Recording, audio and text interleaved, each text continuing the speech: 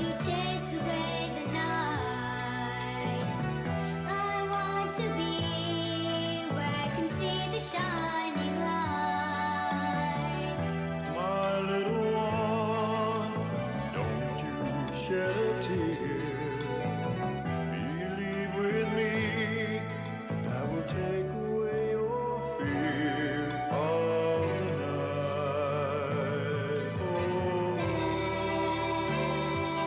Fantasy. My little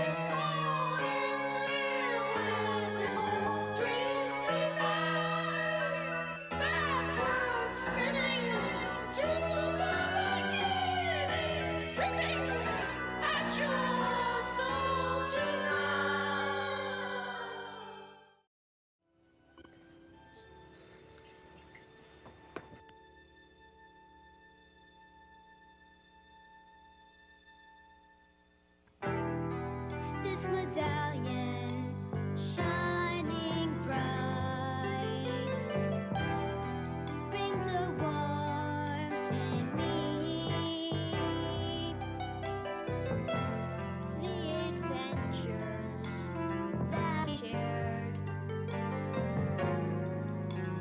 tells me that you're real. You're real. In your heart I live forever. In your dreams we'll be together, you and I. Imagination Has no end. adventures To be shared with friends like like Remlazar. I believe in everything that I've been dreaming of, and I'm dreaming of all that I can be. I believe the highest point of imagination is love, and most of all, I believe in me. And most of all, I believe in me.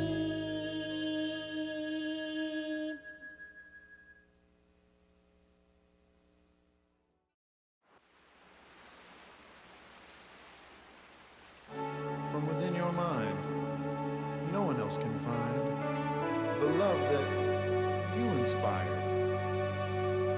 From the very start, hidden in your heart, it is love that is even higher.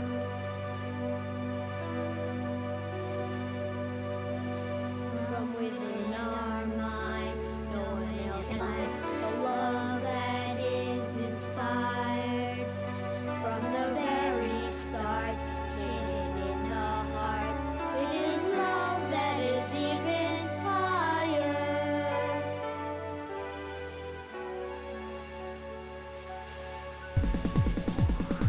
Love is contagious, and you have both caught it.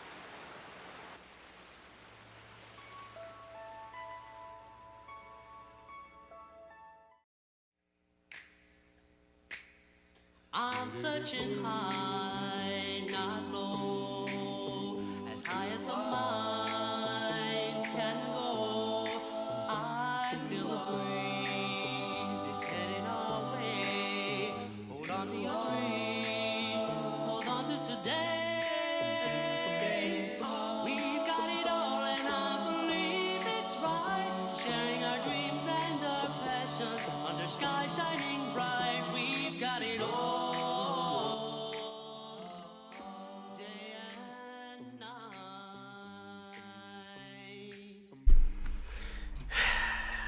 Hello everyone! How are we doing? I hope you're having a good week so far. Oh, today we're doing something a little different. Today we're going to be looking at a variety of books, children's picture books, and other things that I have acquired over the years. Some of these you may have seen before. I think we've covered a few of them briefly on stream. See, I'm glad I kept my old camera. It's good for things like this. But we're going to take a look at some of these. I should have painted my nails for this. We're going to read this along with some other stuff I have. I have some Answers in Genesis, Creationist Children books, etc. So, it's going to be good. We're on a hype train, 80% to level 2. Cloud Wizard, thanks for 13 months. Ashley One Up with 7 months says 7 months already. At this stage, sub baby is kicking and has fully developed hearing. She can hear everything Mama Hannah is saying. Cromulent. Xandris, thanks for gifting a sub. Lucas Dawn, thanks for 24 months. Happy 2nd anniversary. Mezzy Star, thanks for 21 months. Lady Ann 3, thanks for 33 months. Freemason number. This is going to make you guys realize how much I gesticulate, because it's like on camera, right in front. I gesticulate a lot. Lady Ann says, are you going to play myhouse.wad on stream at some point? Willow did, and it was great. I don't even know what that is. I've never heard of that. Ashley One Up says, it's good to be seeing you again, Hannah. I had a weird delay in my antidepressants getting refilled and had to go 5 days without them. Got them a couple of days ago, and today is the first time I've started to feel like myself again, so it's nice to be able to enjoy you again. That's great. I'm sorry you had to do that period where you didn't have them. That sucks. Moira Soma, thanks for gifting a sub, and that catches us up. 7% to level 3 on the hype train. I don't want to start with this, because this is the big one. This is the one that we looked at on stream the other day on Amazon. I will, however, read you the back of the book first to titillate you, to wet your whistle, and then we'll read some of the other stuff and come back to this, okay?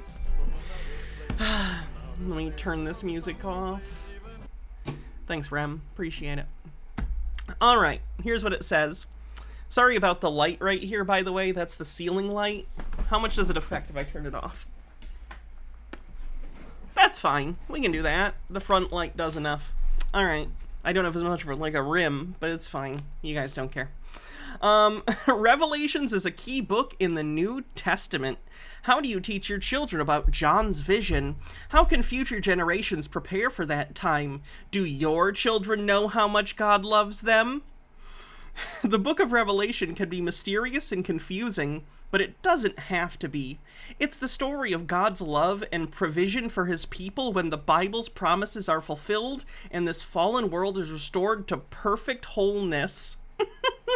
This beautifully illustrated and scripturally accurate book gently conveys the warnings of Revelation while joyously celebrating the ultimate triumph of good over evil, guiding children to a closer relationship with Jesus, whether at home, in church, or as part of a Bible study. By the way, one of the key features on this, as noted at the bottom, which I don't know if I can easily... How do I can't get it much closer, but you can kind of see it here. And it says so on the front. It has a contract for children, as you can see if it focuses. A Bible book and contract for children. And if you look in the back, which is great, this is so bad, there is a contract, which is on pretty decent cardstock. Listen to that. This is for framing. Your child is to apparently sign this contract to God and put it on their wall. But we'll get to this book a little later. Consider your beaks wetted. Steve with the Q, thanks for gifting a sub. Anti-Pretzel says, I appear before we really get into the meat of everything and say that if anyone supports Surus, either via streams or Patreon or such, to avoid details, he's been having a rough time lately and any support his way will not be turned down. Just thought I'd pop by with something. Sorry to take up the time, Hannah. It's fine. Sorry to hear Surus is having a rough time. That's never fun. Alright, so that's there. Let's take a look at what we're going to look at first.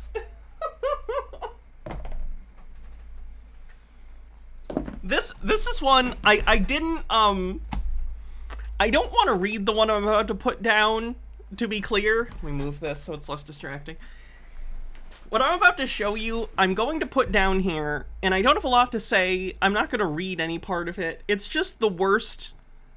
It's the worst front cover and title for a book I've ever read. Let me see if that'll... There you go. You can read that while I do the hydrate. Hydrate!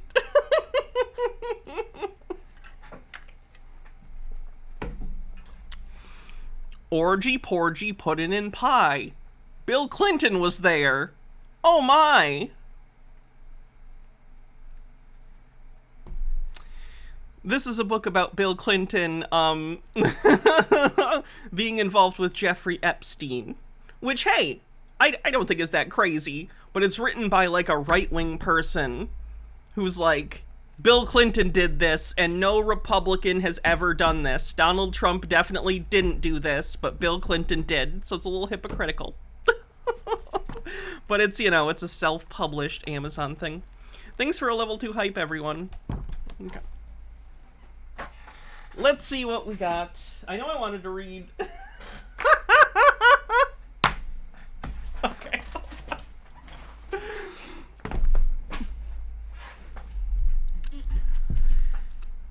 Okay, so this is another thing that's a Christian thing. I think this is from the 70s. If I can take a look at the published date, it looks like it's from the 70s. 1971, this was published. So here we have The Adventures of Jeeponary, a missionary story for children. Now, I don't know if you need to know this, but he's called Jeeponary because he is both a Jeep and a missionary. So he's got that going for him. The Adventures of Jeeponary. Hello there, this book is all about me. I'm a missionary Jeep in Africa. That's why they call me Jeeponary. It does talk. My life is exciting. I meet people like Little Lion and Hassan and Sanda. Does Hassan know he's in this book? And I go to places like Red Rock and Fulani Camp. Carolyn London, the lady who wrote this book, knows all about me. She's been a missionary in Nigeria. That's pretty exciting, too. In fact, that's why she wrote my story. She wants you to know more about Africa and the people who live there, and how important it is to tell others about the Lord Jesus Christ. Want to know more? Well, jump in, and let's get started. So this is primarily a children's book in the sense that it has text, but it does have illustrations. So let's see how it is. I haven't read this. I don't know if it's yikesy. I don't know if it's okay. We'll see. Bagdu and the Terrible White People is the name of the first chapter. Fair. Hello, I'm Mr. Jeeponary. You don't know what a Jeeponary is? Well, it's this way. If a person who comes to Africa to tell others about the Lords and to keep people is called a missionary, then surely a Jeep truck that helps people is a Jeeponary. Simple, isn't it? Then you understand how it really is. That doesn't track. Jeeponary. Like, they're people, they're not missions. Like, the mission is a mission, but then they'd be called people-naries if we're going by this train of logic. They'd be people-naries. Jeeponary. Woo, what a trip we've had, all the way from the coast of Africa to here, on the edge of the Savannah Desert. My, that was some trip. In fact, it's been even longer than that. I've come all the way from America. First of all, I was put in a great big box and lifted right up onto a ship. I spent 6 long weeks down in the dark hold of that freighter. Believe you me, I didn't like that one little bit. I think he still has nightmares. He still has nightmares. Just don't put him in the dark. Please don't put him in the dark anymore. Believe you me, I didn't like that one little bit. There were other cars in the ship's hold with me, and we visited some, but it was rather hard having to shout through our crates. And dark. However, we didn't get seasick, because we don't have stomachs. After we landed in Africa, Mr. Missionary uncrated me and loaded me full of boxes and barrels and all sorts of supplies. We started up country. We drove on and on through the dark green jungles. The further north we drove, the fewer trees and the more barren the countryside became. Finally, after 3 days of hard driving, I heard Mrs. Missionary exclaim, "Oh, look, there's our town ahead. Look, I can see our house." How glad I was our long trip was almost ended, but first we had to drive through the marketplace. Mr. and Mrs. Missionary wanted to wave at all their old friends whom they hadn't seen for a whole year. They'd been home in the land of America on furlough. Hats off, PK the Lost. What do you want me to wear? The missionaries didn't notice him, but as we drove through the market, I saw a little boy about 12 years old run over to a group of other boys and point towards me. I guess he was admiring my nice, shiny red paint. When we got up to the mission station,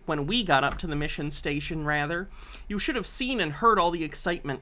Everybody was jumping up and down greeting Mr. and Mrs. Missionary and gathering around me to see and touch all the new and interesting things about me.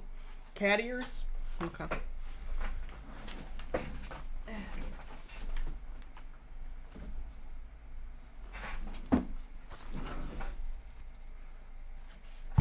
Hold on. There we go. You're welcome.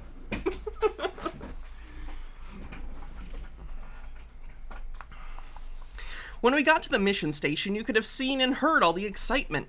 Everybody was jumping up and down, greeting Mr. and Mrs. Missionary and gathering around me to see and touch all the new and interesting things around me. Nice red paint. My, how shiny. Look at the round wheels.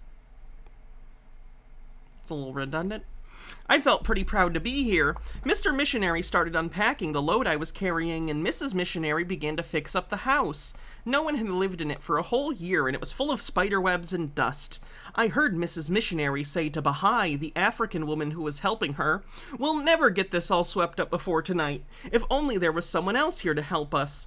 Baha'i answered, "There's a boy from the market hiding out behind the trees watching Mr. Missionary unload the Jeep. Maybe he would come in and help. Go get him, please." We're just recruiting random children? It's a little weird. "Hey, random kid, come help me unpack." I don't think that would fly. Like, if I moved to a new neighborhood and I just saw a kid watching me unpack and I invited them to come help unpack my house, I feel like that wouldn't go very well. Rightfully so. I watched Baha'i cut across the compound to the place where the boy was hiding. It was the same boy I'd seen in the market. Baha'i spoke to him. "Greetings. How are you?" "I am well, thank you. Would you like to come sweep the house for the white lady?"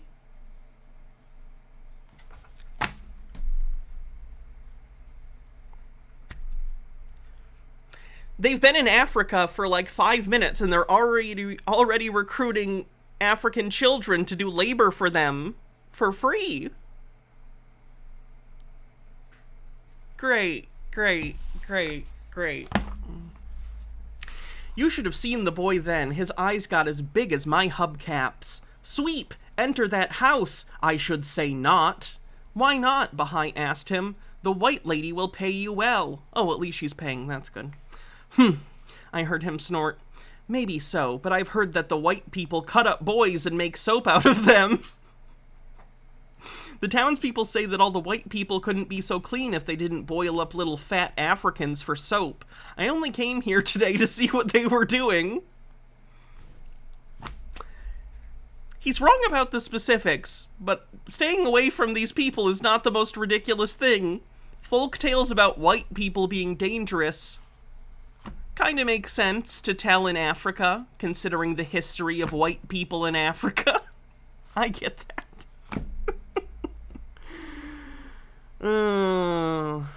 Okay. Is there anything interesting else about Jeeponary? Does he talk to the Jeeponary at any point?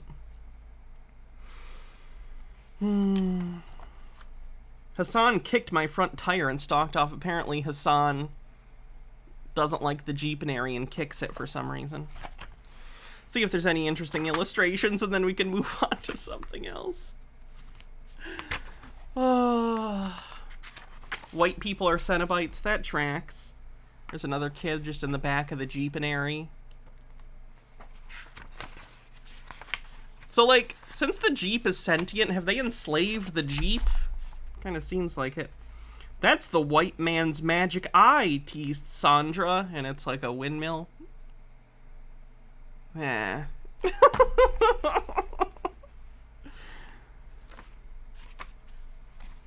Sheila had never had a new shirt before. Oh, sorry. She-Who is the name. Alright. There's that one.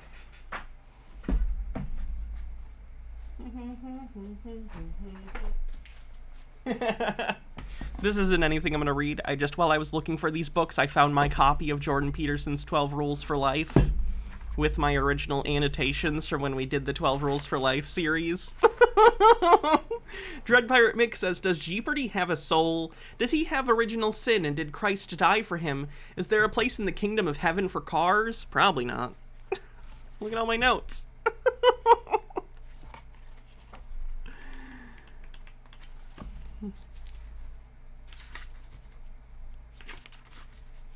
Does the Jeep have a soul? I hope so. Oh. I don't even know what these notes were. Jesus Christ.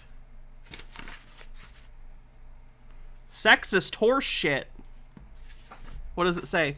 The female lobsters, who also fight hard for territory during the explicitly maternal stages of their existence, identify the top guys quickly and become irresistibly attracted to them. This brilliant strategy, in my estimation, is also one used by females of many different species, including humans. Instead of understanding the computationally difficult task of identifying the best man, the females outsource the problem to the machine-like calculation of the dominance hierarchy.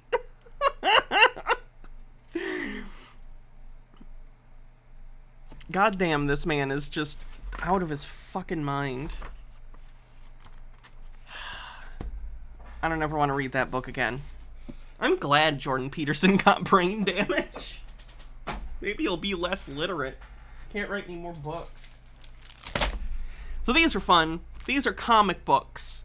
These are Christian evangelical comic books. I believe these are sold on the Jack Chick website. I don't know if they did them or if these are just like partners of theirs. But we do have these that we will take a look at. That's volume 10, volume 5. What is this? This doesn't have a volume. Oh, this is volume 1. It just doesn't say. Okay, let's take a look at volume 1. Because I like a good comic book, you know?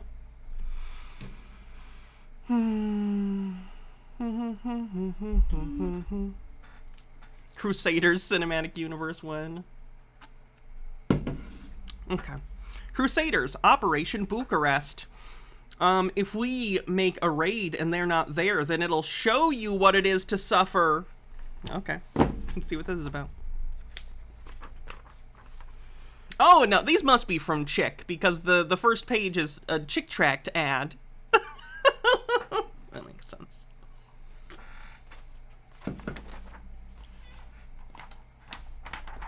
Why does this Coke taste weird? Like, it's not bad. It actually tastes really good. Did they change the formula to Coke Zero again? Or is my tongue just happy? Okay, here we go. Operation Bucharest.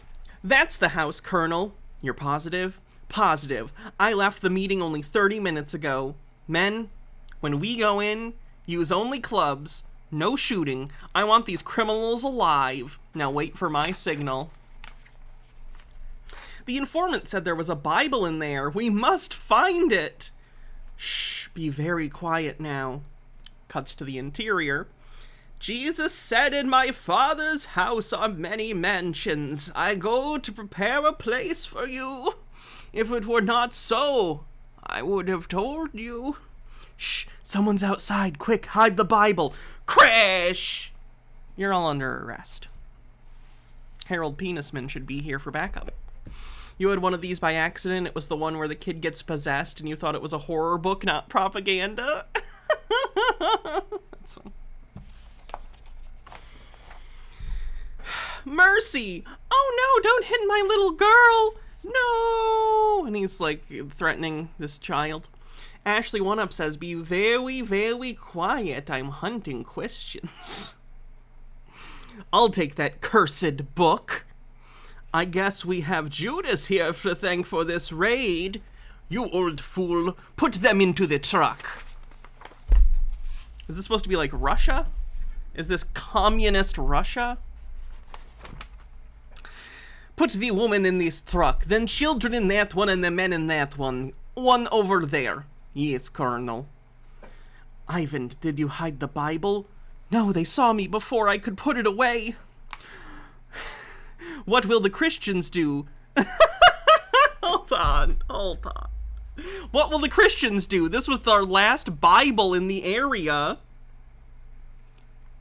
The Bible's like the most published book in the history of the world. What are you talking about? 469 subs, nice. Let's pray that Dr. Kozlow will be successful in his trip to visit the Christians in America. God won't leave us without his word. Where's Mama? I told you to, shut up. You'll pay for talking as soon as I get you into prison. I think they're in Soviet Russia. Peacocksore, thanks for subscribing with 2 months. Well, thousands of miles away, a plan is being formed that will soon answer their prayers. Dr. Kozlov is in a little church outside Chicago. Are you sure these men are qualified for the job? Absolutely, Dr. Kozlov. Sorry, I need to make sure I push this forward enough for you guys to see. You must realize if they are caught, it'll mean imprisonment, even torture. Could they take it? Dr. Kozlov, if these men feel led to take this assignment, I'm confident they can handle the job. Let me put you at ease, Doctor. These 2 men come from very interesting backgrounds. Timothy Everson Clark is a 21-year-old. He was a Green Beret with Special Forces. He speaks 8 languages fluently. The team he was assigned to was dropped behind enemy lines on a top-secret mission. Because of a security leak, the enemy was waiting. This looks like Vietnam. Only 1 man escaped. By a miracle, Tim made it back across the lines. It's always funny to me when, like, old stuff will show, like, Vietnam, and they'll expect you to be on the side of the American soldiers. That's hilarious to me. I can feel bad for the American soldiers who were, like, conscripted. But, like, to be like, yeah, America, take out those Viet Cong. Just weird. Just very strange vibes.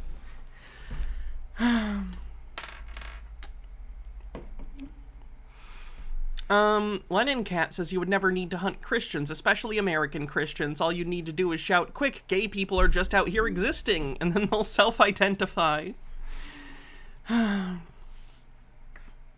It was through the prayers and medical help of one of the missionaries that he survived. I'm guessing it was, like, all the medical care. Before he was well enough to return to his outfit, Timothy Emerson Clark was given the message of Christ by the missionaries. The scriptures touched his heart. By the time he got back to his outfit, Tim had become a radiant Christian. Did his wounds disable him? No, after his discharge, the Mafia contacted him twice to join their organization as a hitman. Guess he's in pretty good shape then. Is that how the mob works? Does the mob just find people and go, hey, you want to work for us? I assumed it was kind of like an insular family thing. I wasn't under the impression that they just found people and were like, hi, do you have a resume? You want to see our Glassdoor reviews?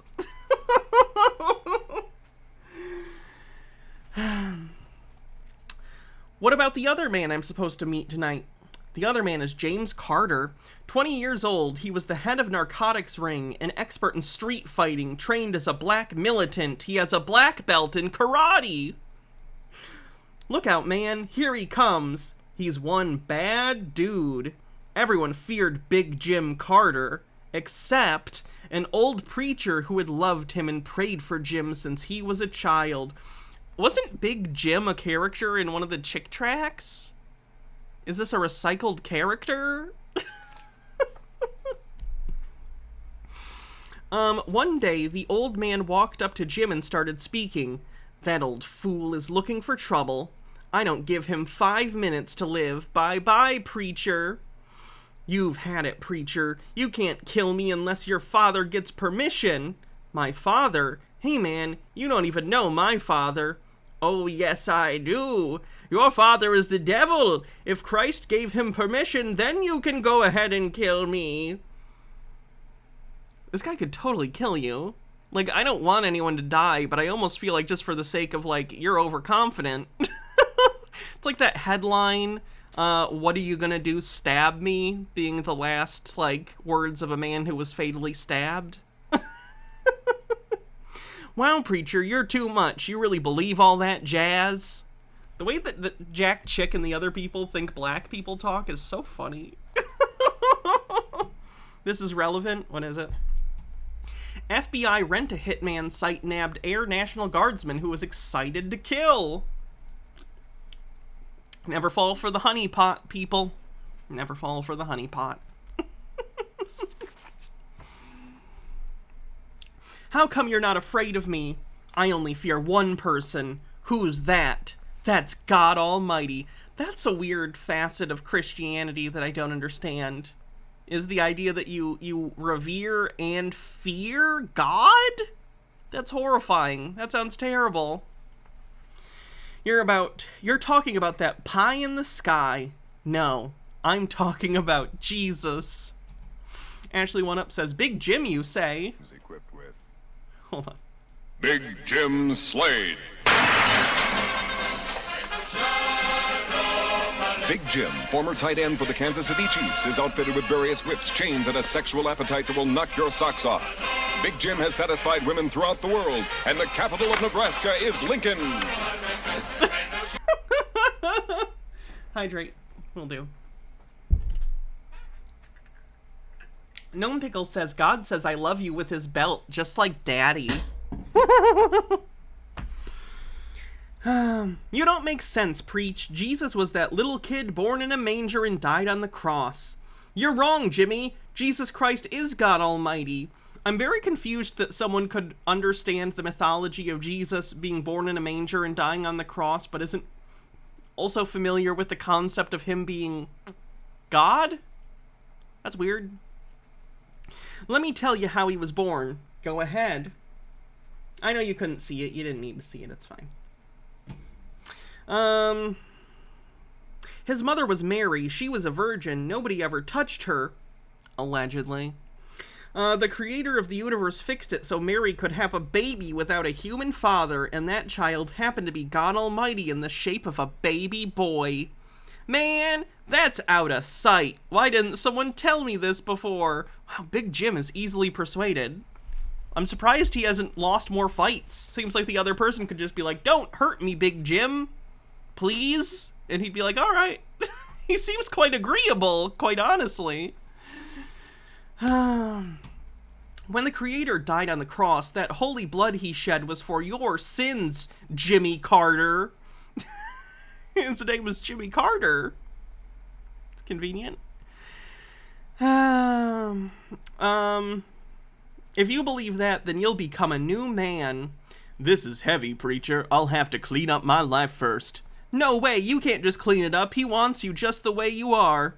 That day, Jim Carter found Christ. Man, I see it, but I don't believe it. Dr. Kozlov, both of these men love the Lord and they would gladly give their lives for him. I understand. Needless to say, I'm somewhat relieved because they'll have to slip by Soviet security guards. Believe me, for them it should be no problem. So they're like special forces, but for Christianity or something. Overthought says Jesus was just the original incarnation of the Thing, the image of God made not through normal human means. Doodly2X, thanks for 13 months, says, how has it been so long? I don't know. It just keeps going on and on. Dr. Kozlov, this is Jim Carter and Tim Clark. How do you do, sir? My pleasure, Dr. Kozlov. Gentlemen, Dr. Kozlov has something very important that he wants to discuss with you. Please be seated. Gentlemen, the word of God is forbidden in my country. Many of our brethren are praying for Bibles, and now we have a way to solve the problem. I'm happy to say that an underground printing press has been assembled in a small town near Bucharest. We now have the facilities to print our own Bibles. Are they under the delusion that there were no Bibles in the Soviet Union? There were Bibles in the Soviet Union. MH Darkbee says, praise Hannah, did you see the horrid plushie of Matt Walsh on the Daily Wire store? Can we abort this baby? Oh, God. Oh, no! Ah! I kind of want it. Hold on, let me switch it so you can see this. Video capture device 2. Switch to... No, that's not what I want. I need window capture.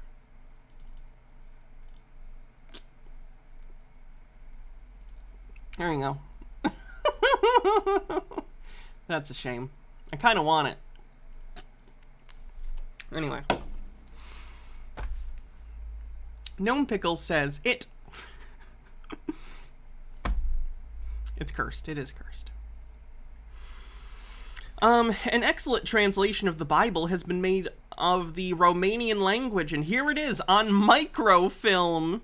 Once this is in their hands, we'll be able to produce underground Bibles within 8 weeks. Isn't the Soviet Union easing up on religious freedom? Don't believe what you read. Any church that's open is told what to preach by the government. You see, to be a Christian behind the Iron Curtain is very dangerous. Will you men take the microfilm to Bucharest? Dr. Kozlov, let us have 1 week to pray about it. Certainly, I understand. If the Lord says yes, then we'll be thrilled to go. Does it take God a week to read his inbox? That's a little weird. Seems like that'd be a pressing matter for him. Okay. Lennon Cat says, I'm actually wondering if Jimmy Carter actually is just a coincidence. Maybe when figuring out what a black man might be named, the only thing he could think of was Jim Crow and George Washington Carver. You might be right. Jesus. 3 days later. Oh, good. It didn't take a whole week. Dr. Kozlov, this is Tim Clark. Both Jim and I feel it's the Lord's will that we go to Bucharest. Wonderful. After this, it's shots, the plane ticket, and then it's hello, Bucharest. This is it. Which one's which? Oh, okay. Man, this is gonna take forever. The book says whatever state I'm in, I'm not to gripe. Right on, brother. Right on. Which country are you planning to visit? Romania. We're going to Bucharest as tourists. I'm giving him kind of a B.I. Baracus thing, because it's giving me A-Team vibes. It's like Christian A-Team. They're the B-Team, the Bible team. Meek says, is Jack Chick under the impression that Bibles were illegal in Romania at the time because they weren't? I'm assuming they're going to Romania as a way of getting into the Soviet Union secretly. Like they're going to go from Romania to the Soviet Union. I don't know.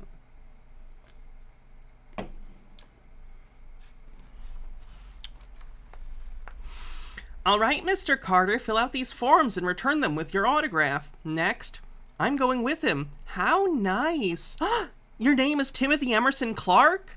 Yes, ma'am. Are you related to the U.S. ambassador to France? Yes, he's my uncle. My goodness, isn't that exciting? And you're going to Bucharest with Mr. Carter? Yes. Wow, have I ever caught a big fish. Your passports will be sent to you in about a week. Have a nice trip. This window is closed. Is she a spy? She's a Soviet spy, I'm guessing. You can't do this. I've been waiting for 1 hour. I'm sorry, I'm closed. Cunt! You're a typical government bureaucrat. Drop dead. Well, Mr. Clark, I'd hate to be in your shoes. On an ominous photo of him in a file of some sort. Yeah, she's gotta be a spy or something. She's a stupid fucking spy. I'll swipe these photos and hide the forms in my desk. This shouldn't take long. Goes into the ladies' room and locks it. This should make points with my superiors. I'm sure Max will give me all the credit. I'll slip these back on and no one will be the wiser. At home that night, beautiful Gertrude Levitz, you are a genius. This will make a few waves on the international scene. She has a darkroom in her house. Because it's the 70s. like you could get that developed somewhere, but it's clandestine. It's spy stuff, so it's got to be secret, I guess.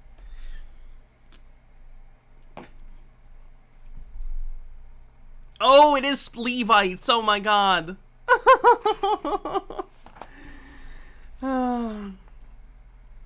Gertrude scored. Get me a flight to Stockholm right away.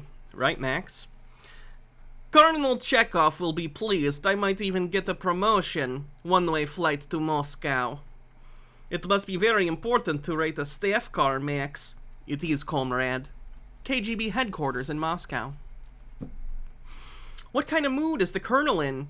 Lousy. KGB, the massive intelligence... Oh, wait. They need to explain what the KGB is. I think you all know what the KGB is. I don't need to explain. Is Colonel Chekhov in? Yes, Max, he is expecting you. Please be seated. You stupid idiot! I'll have your head for this. I see he's in a good mood. Very. Next time, it'll be Siberia. Now get out. Send Max in. It better be good, Max. Your trip cost us a lot of money. Oh, it is, Colonel. How many pages are left in this? What even is the rest of the plot? Okay. Timothy Emerson Clark, this is too good to be true. I have waited a long time for this, Max. You did a good job. I remember this. You are dismissed. I want my special staff assembled at 3 p.m. Yes, Colonel. All my Russian voices just sound like the same guy. It looks like the whole force is going to be in on this. It must be something big. I want your attention, because this assignment has a top priority. This is Timothy Emerson Clark, the nephew of Timothy Emerson Clark, the U.S. ambassador to France, whom I utterly despise. Our mission is to create a scandal that will destroy Ambassador Clark's position in France. Is something his nephew does really going to be relevant? I don't know if that makes sense. I don't know international politics, though. This young man is coming to Bucharest as a tourist. While he is visiting this glorious country, he is going to act very foolishly. It happens he is going to fall in love with one of our beautiful agents. He is going to dishonor this lovely Russian girl, and then, when the news leaks out, he will be outraged. The Soviet Union will demand an apology from the United States. The Soviet Union is going to demand an apology because a guy is going to sleep with someone and not call her back? I don't know if that's an international incident. I don't think that's something that anyone will take seriously. What a weird plot. And because he's the ambassador's nephew, we will publicize his name over and over again. People will think that it's the ambassador we are talking about. We'll demand the instant removal of the good ambassador from France to appease our great hurt. They will do just that. Why? It's not even the same guy. What? And I will have my sweet revenge, thanks to this stupid youngster coming to Bucharest. I want all of the information you can get on these two young men. What kind of girls does he like? When do they get to Europe? What does he eat for breakfast? I want to know everything. Yes, Colonel. Meanwhile, Dr. Kozlov is briefing the Crusaders for their dangerous mission. Jim, the night before you leave Bucharest, you gotta go to the post office. At 10 p.m., you'll see a man with 3 little girls to be friendly. You'll give him a cigarette. In that cigarette will be our microfilm. I'll go pack right away. I'll go buy a pack right away. So that's Jim Carter, mysterious man from the shadows says. How much is that? 55 cents, please. I think I'm being watched.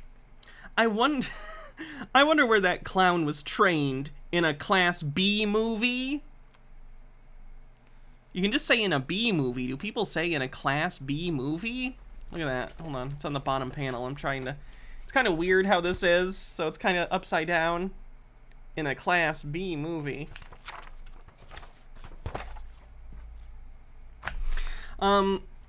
Here's the cancer sticks, Dr. Kozlov. Good, I'll prepare the cigarettes for the microfilm. Once more, at 10 p.m., this man will come out of the post office with 3 little girls. We've got it, Doctor. Gentlemen, your plane will leave in 2 weeks. I must go now. Let's pray for Lord God to guide and protect you and that your mission will be successful.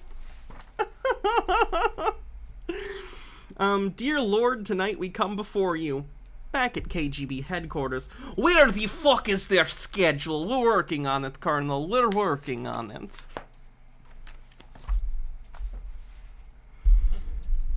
We have his military and school records. He isn't as dumb as I thought. He'll have to be careful. I'm impressed. He speaks 8 languages. Where are the pictures of his girlfriends? We're working on it, Colonel. I want them in 3 days. The next day. Jim, something weird is going on. Someone's been in my apartment. Anything missing? I can't tell yet. It looks like some photos might be gone. You know we're being tailed. Yeah, for about a week now. No matter what happens, God's word says, and we know that all things work together for good to them that love God, to them who are called according to his purpose. Right on, brother. I might have mixed up their dialogue there. White guy voice. Right on, brother. KGB headquarters. These are the girls he had photos of. We made up a composite of them all. This is what it looks like. Bring in the swallows. I want the one that looks the most like the composite. You know why they call the secret KGB lady spy agent swallows?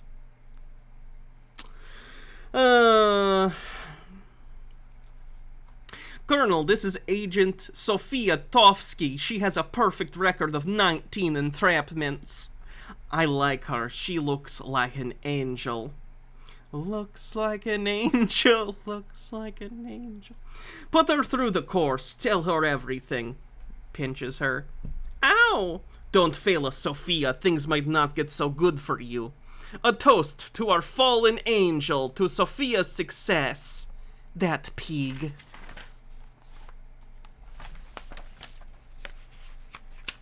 There's only like 6 pages left. How does this wrap up? Feels like this is a lot of setup for very little payoff. Okay. We'll pray that you get back safely. Thanks for the big send-off. Sorry, but we first must check for firearms. No problem. Got your cancer sticks? Are you kidding? May God's light come to Romania because of their flight. Would you gentlemen like a cocktail? No thanks, miss. I like to hear young men talk like that. Now maybe I can drink theirs. Martha, you're terrible. Just random old people humor. Just old humor. Guess they decided they need more levity. Can she do it? Yes, Colonel, we have briefed her on every item. We'll have over 40 agents that will be near you as taxi drivers, police, etc. You will be constantly watched. Their meeting at the airport in Paris is all set. Remember, the black man gets soundly beaten up at the taxi. Sophia, our government is putting a lot of money out for this job. Plane trips, clothes. If any of your clothes are damaged, you'll pay for it. My farewell speech to you, little Sophia, is if you fail, your parents might suffer. Yes, Colonel. Oh, I hate this animal in a thought bubble. We are to escort you to the airport. Sophia Tovsky, I am Huasak, assigned to take you to Paris. Think you can pull it off? There isn't a real man I've ever met that I couldn't make fall, and all men are alike. Wait, why is she into it now? It sounds like she was recently conscripted for this job, but she's done it before and is also, like, confident about it? It's weird.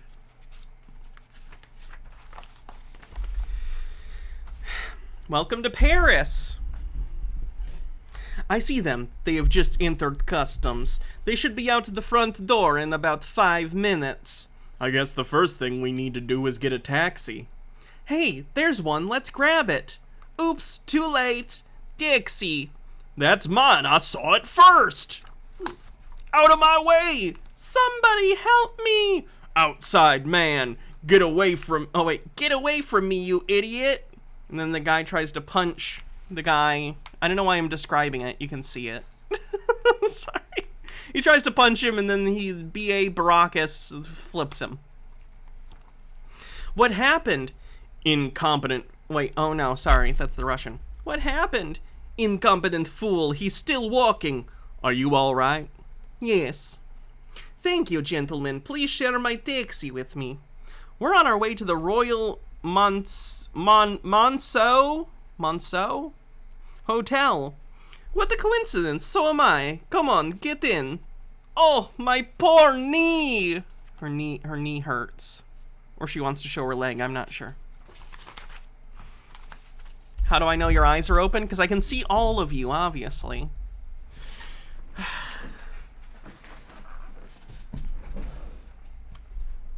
It was so nice of you to invite me for dinner. I'm leaving for Bucharest tomorrow. So are we, Sophia. Suppose you know, this is no accident. Did I blow my cover? How many fingers are you holding up? 3. I can see the Lord's hand in all this. More like the KGB, you fool. Lucas Dawn says, what am I wearing? Clothing. On the train to Bucharest, what do you think of our Russian soldiers?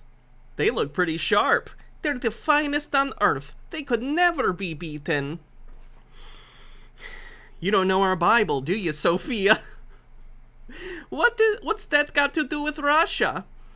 In the book of Ezekiel, chapter 38, it says Russia will be defeated when she moves against Israel. Gulp, he sounds like he's crazy. He is crazy. The Bible doesn't mention Russia anywhere.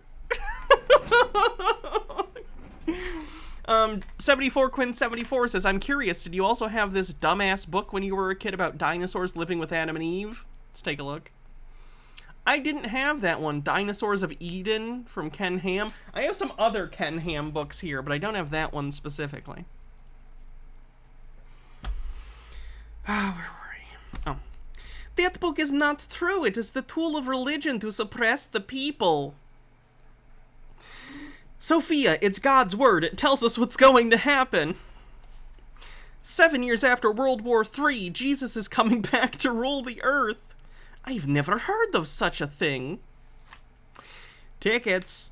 Oh, yes, we better not discuss religion anymore. Big Brother doesn't like it. Argonian Bum, thanks for the raid. Welcome, raiders. We're reading weird books today. Right now we're doing kind of an evangelical Christian comic book. What do you think of Bucharest? Isn't it lovely? Yes, it is. I want you to meet my aunt tonight. I am sure you will like her. I'll always remember you two as my dearest friends for helping me in Paris.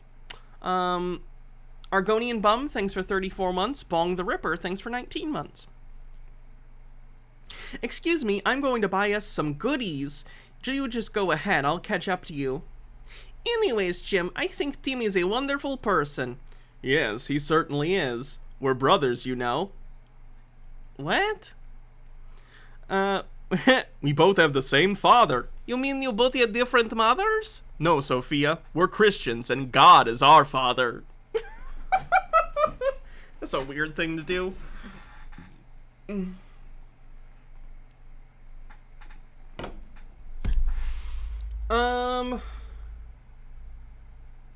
Anyway. Hey, where's that Brotherhood wait, hold on. Hey, where's all that Brotherhood propaganda you people feed us? They think I'm your girl. Here you are. It looks like my black brother made your people unhappy. I apologize, Jim. Sophia, people are all the same the world over. There's bigotry in every country, every town, village, and neighborhood. I suppose you are right. Jack Chick, famously not a bigot at all, by the way. Jesus Christ. You mean to tell us he hasn't even made a pass at you? You've only got 2 days left. He will, Colonel. I'm going to zero in on him tonight. You better do something. Tim, Sophia thinks you're quite a guy. She sure is a beautiful girl. Yeah, man, she sure reminds me of a girl named Delilah. It's a bug. They're being bugged. Don't you know they bug everyone over here? Are they on to us? I don't see how it's probably a political thing. Dinner with Sophia's KGB aunt. Sophia's been telling me how much she enjoys being with you, Tim. Thank you. I feel the same way about Sophia. Tim, let's walk the garden. Okay, come join us, Tim. Oh no, I want Jim to tell me about his life in America. I guess we just skip forward. Isn't it a lovely moon? I'll miss you when you go. I'll miss you too, Sophia. Tim, I am in love with you. Kiss me. Hey man, it's time we split. Sorry about that. Convenient cock blocking. Sure, why not? 9 p.m. last night in Bucharest. Okay, Sophia, now's your chance. When Carter gets back, we'll delay him. Don't worry, this is it. 10 p.m. Perfect timing. Hey, where's the letter drop? No understand English. Okay, friend, have a cigarette. Thank you. I'll take the cigarette. Wait, friend, I gave up smoking anyway. Let him go. Here, take the whole pack. Okay. Now, where's the letter drop? Inside. Thank God, it has been accomplished. Here is the microfilm. Now we will have Bibles again. God has answered our prayers. Sure. Last page. Who is it? It's me, Sophia. Let me in. Tim, darling, I'm lonely. Sophia, I want to talk to you. I'll show you how you can never be alone again. Start the cameras. Next day. Let me see the film. You won't be happy, Colonel. For God so loved the world that he gave his only begotten Son, that whosoever believeth in him should not perish, but have everlasting life. John 3:16. Oh God, forgive my sins and save me for Christ's sake. Come into my heart, Lord Jesus. Yeah! She became a Christian! Not only that, Colonel, so did the cameraman. Wow, they're very persuasive. I can't believe it. I failed. Goodbye. God bless you both. I'm ready to lay down my life for Jesus. Which is good, because I'm in the Soviet Union and going to be put in a gulag. We're praying for you, Sophia. We'll see you in heaven. There she is. Grab her. The last panel's in a prison camp. Dear Lord, thank you for sending Timothy and Jim to tell me about your love and for the beautiful future you have planned for me. Sophia, get back in your cell! I swear to God, that's the last panel. And she's in a fucking gulag. That's such a depressing ending. Come on.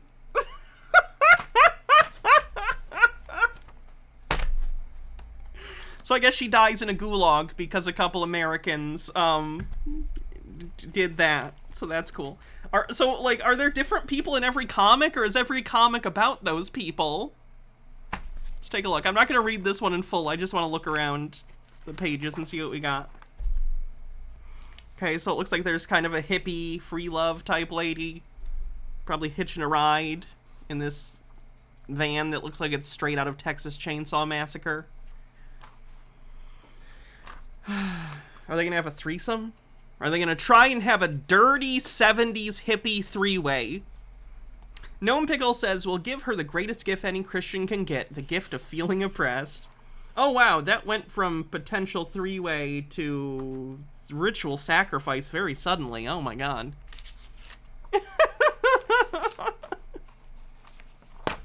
Dirty hippies, 70s, three-way, smells like ass 'cause their asses are gross. It does look like it still has the same two main characters. That's crazy. Huh. We'll have to read more of these in the future. Oh, you get to see Big Jim's hairy chest. Hot.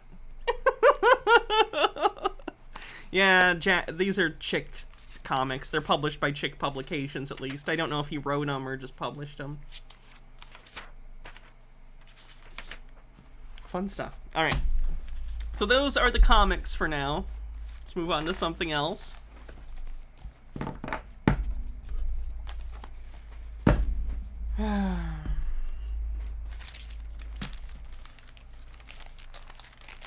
Sorry, you need to look at the boring process of me rebagging the comic books. There we go. Alright, it's probably time to get into the main book that I actually did this stream for today. You were titillated earlier, and now it's time for... I won't take the mark. A Bible book and contract for children.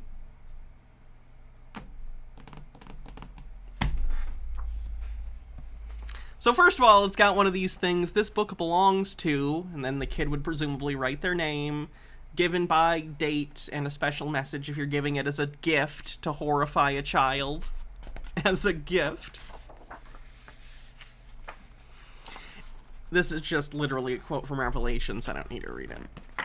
It's a picture of a lamb. This is put out by a company called Virtue Press, by the way. So they probably have some great stuff. Okay. Let's do this. Dedicated to the memory of my wise and witty grandmother, my generous and resourceful mother, and the millions of parents and grandparents who've passed this knowledge down through the generations.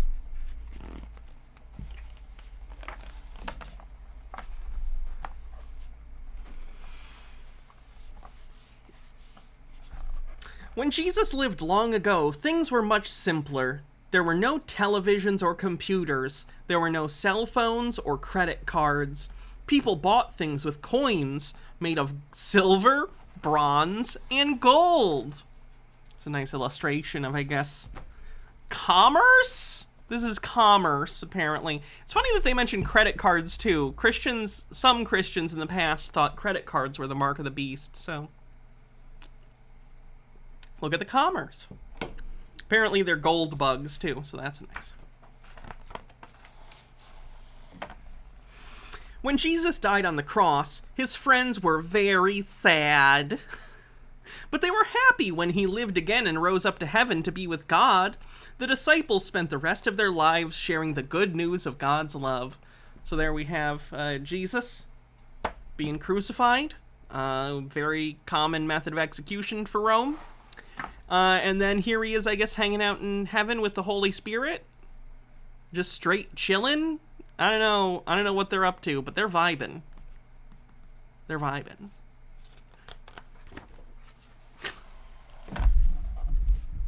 One of the disciples was named John. When John was an old man, he saw an amazing vision. Jesus took him to heaven to see the future. John saw many ways the world would change. There's little, like, side things. I'm not going to read them. They're not. Unless I think they're interesting, but I don't think any of them are. Oh, and then you have John, I guess, as an old man, and Jesus shows up rudely looking just like he looked the day he ascended to heaven. Didn't even attempt to age himself up to placate John. Nope. There he is. All right. I like that he's got... Look at this. He made just, like, a little star thing. Oh, he's on his knees. He's on his knees. He's not that short, I don't think. He's impressed by Jesus' sparkly magic trick. This is, I think by 5e, this looks like dazzling lights. Is anyone familiar with dazzling lights in 5e? Anyway. John saw that one day a bad leader would rule the whole world. The Bible calls him the beast. He may seem like a wonderful man, but he will be mean and cruel. He will hate God and his people. We're getting into rapture stuff, which is not real. Hold on, I got a text. Let me check. Oh, spam. And there's, I guess, just a picture of Jesus hanging out, or someone hanging out in front of a storm. Take that as you will. The beast will act like he is God, but he will get his power from the devil. He will fool many people and get them to obey him and worship him. And then I guess it's a picture of a family that has been deceived by the beast, who I guess is a dragon. I don't know if there's any significance to the fact that they also happen to be an interracial couple. I hope not. I hope the implication is not supposed to be they're deceived on multiple levels, but hardcore evangelical Christians can sometimes be racist, so I don't know. Just something to think about.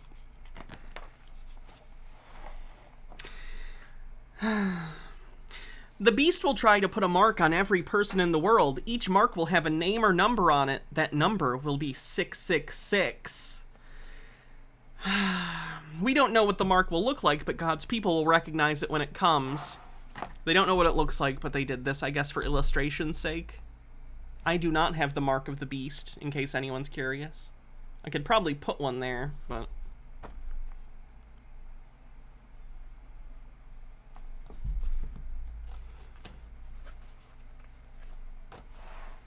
People will be forced to worship the beast and take his mark in their right hand or their forehead. If they don't have the mark, they won't be able to buy or sell.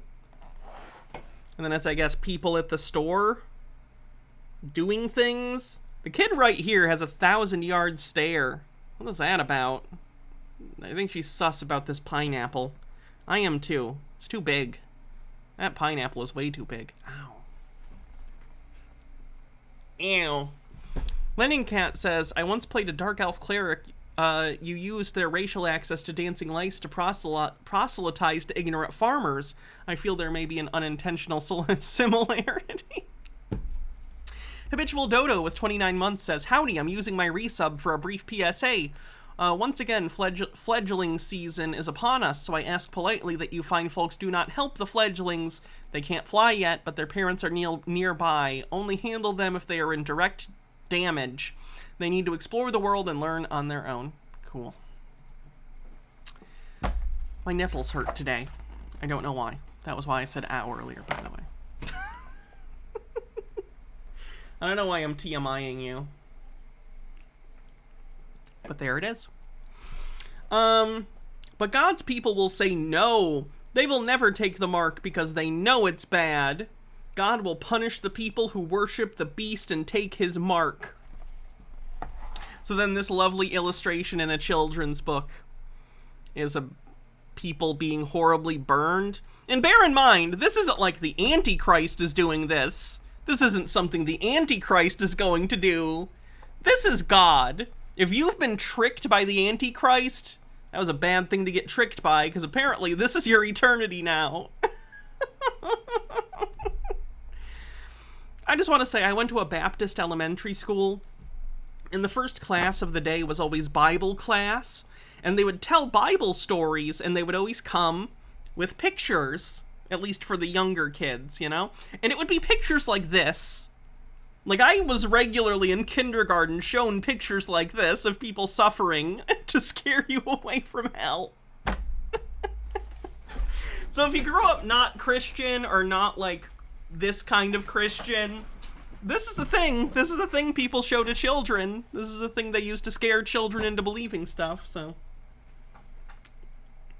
This looks like the work of a loving God right here, by the way. Very cool. The beast will be very angry when God's people refuse to get the mark. He will even kill them. But don't worry, God will reward his brave and faithful followers. So then there's, of course, the mandatory children's book Guillotine. so kids can learn about guillotines at a young age. That's important. Mommy, what's that? Oh, see, during around the time of the French Revolution, they were looking for a way to quickly and more humanely put people to death, because cutting people's heads off with, like, swords and axes sometimes took a few swings. So, then they invented the guillotine, and everything was great. Robespierre fucking loved it. Until he was in more personal acquaintance with the machine. Anyway, guillotines, fun stuff. Gnome Pickle says, now, little Bobby, time to pass out the hands out. Oh, stop your crying. That won't happen to you. That is, unless you ever give God half a reason, you dirty little sinner. Hey, I said stop crying.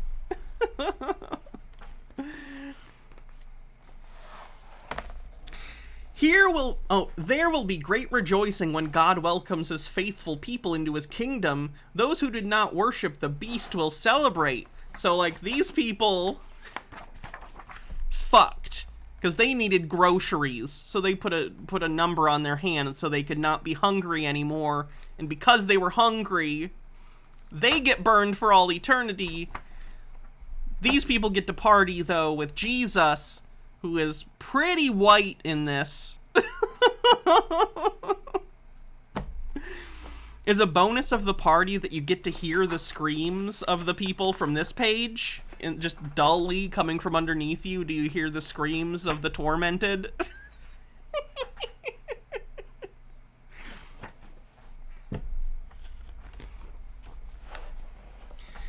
John's vision was scary, but it had a great ending. Jesus will return and fight against the beast and win. Then an angel will throw the devil into a pit and lock him up where he can't hurt people anymore. Now, why doesn't God just do this anyway? I guess he wants people to suffer? I don't know. It's a weird thing. And we have Jesus on a horse. The horse does not look thrilled to be a part of this, but that's life, I guess. I'm right there with you, horsey. After that, everyone who refused the mark of the beast will get a special reward. If this is the level of nuance you're talking about religion with, your kid isn't old enough to know about religion. Come on. They will have a beautiful new life with Jesus.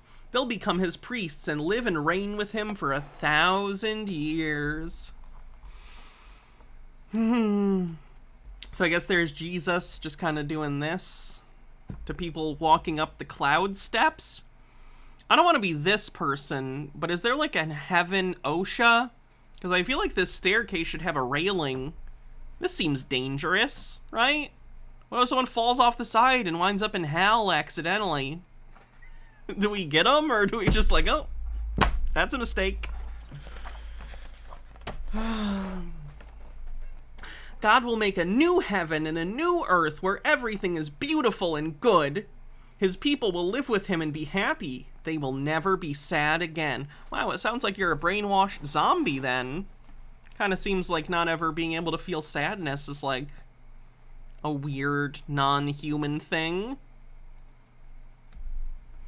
This is just him, and I guess this is like the kingdom. It's hard to see from the distance the camera is, but it's vaguely a castle, but also invisible. Kind of like Wakanda. It's almost like there's a field in front of it hiding the kingdom.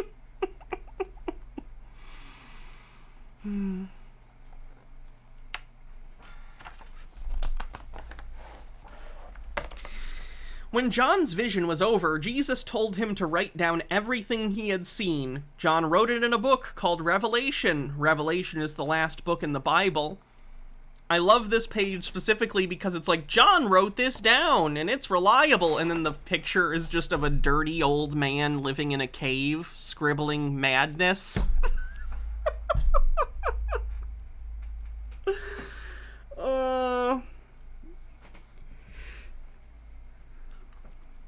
Gnome Pickles with a link says Heaven Residence. It's great! I never want to leave this magical place. I'm so happy. It's Invader Sim. You don't need to see it. Anyway, so that's crazy guy who is the reason this book exists, I guess. That's great. Revelation was hard for people to understand. They didn't know how a mark or a number could be used to buy and sell. Today, people pay with numbers when they use a credit card, wave a payment wristband, or swipe their phone. Some people have even put computer chips in their hands with numbers inside. When people get used to these things, they may agree to accept the beast's mark. It says on the side here, by the way. That same scanner in a Walmart that's used to barcode your goods can be used to identify you. Verichip Corporation, makers of the implantable microchip. And then it's just a vague picture of, like, shopping and digital information. This is my favorite genre of Christian artwork, and anyone who grew up in like, a Christian school knows what I'm talking about. This kind of illustration that's just, like, hands or something illustrating a vague concept, like this or like this. You know what I'm talking about? Someone tell me I'm not crazy. Other Christians, like former Christians, know what I'm talking about, right? This kind of thing.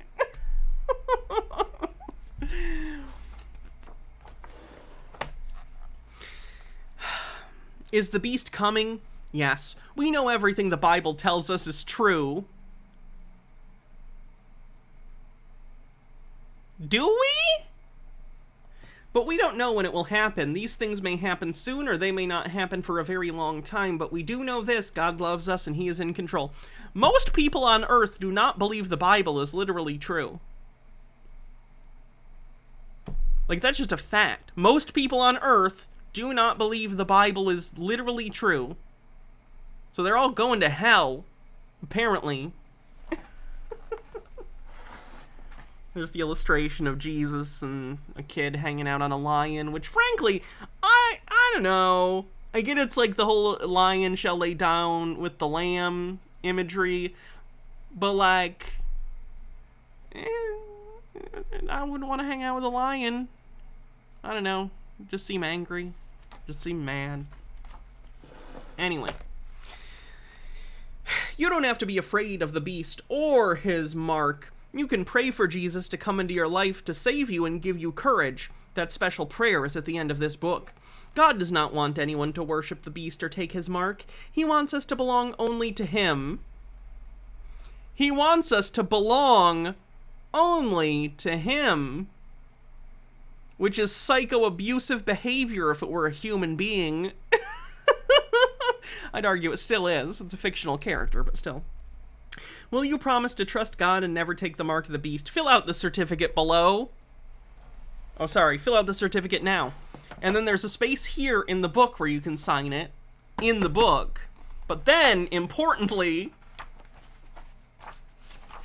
is the actual certificate that comes with the book that I showed at the beginning.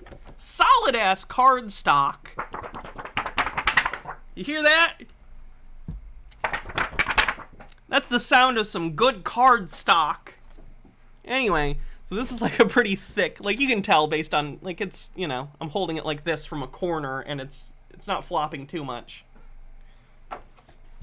So that's the certificate. It says, I love God and I promise to obey him. It would probably help if I put it here, huh?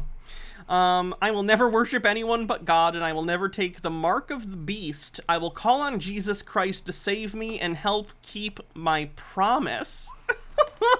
What in the world?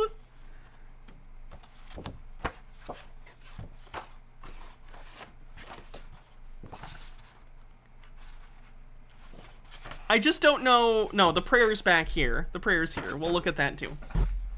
I wanted to read the author's note, though, for parents, because I want you to get in the head of the person who wrote this. Oh, there's like no hand stamps, no face painting, and no fingerprints is what these symbols are, by the way. Apparently kids can't have their face painted because it's priming them for the mark of the beast.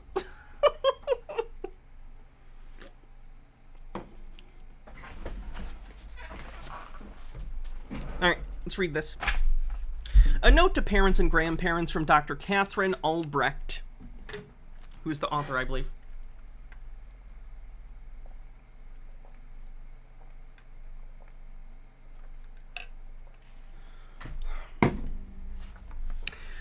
My grandmother warned me about the mark of the beast when I was a little girl. The cycle of abuse continues. That conversation in the kitchen of a farmhouse decades ago changed the course of my life. I assume you think for the better. When I was a child, there were no personal computers, no cell phones, no internet or high-speed satellite communications. I'd never seen a credit card. Credit cards were invented in like the 1940s. You'd never seen a credit card? Okay. The things my mother bought at the store still had real price tags, not barcodes, and she paid in cash, like everyone else. I couldn't imagine a time when every purchase could be made with a number. Weren't barcodes introduced in like the 70s? How old is this lady? The 80s? Like for rural areas, maybe the 80s barcodes were introduced in some places, but like barcodes are not like the newest thing ever.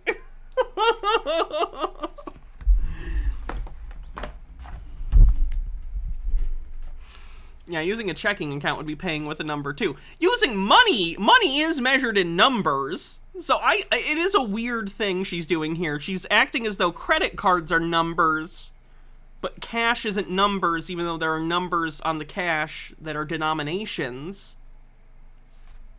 Whatever. Fast forward, and today the words of John's prophecy no longer seem so distant or hard to envision. For the first time in American history, the mark of the beast is technologically possible. Wow, you guys said that with credit cards and barcodes. We should probably watch SOS. Kathy, don't go to the supermarket. No, they don't go. People don't go. Does she not think price tags had numbers on them? I don't know. After 2,000 years, the scholars have puzzled over how things could be bought and sold with a number. This generation is the first to see the division become reality. More shocking still, it's hard to believe we live in a time when a number can be put into a person's body. A number can be put into a person's body. You can help your children practice saying no to the mark of the beast whenever you visit a museum, carnival, or amusement park. Refuse to wear wristbands with your payment chips inside. Tell the staff you have a religious objection to a mark being placed on your child's hand or forehead, so you don't permit your child to receive a hand stamp for re-entry or face painting on the forehead.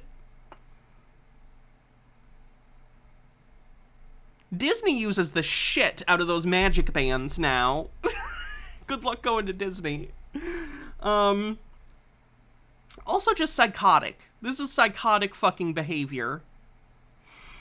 While hand stamps and face painting are harmless in their current form, teaching your children to refuse them will set a precedent in their lives and help them practice standing up for their beliefs.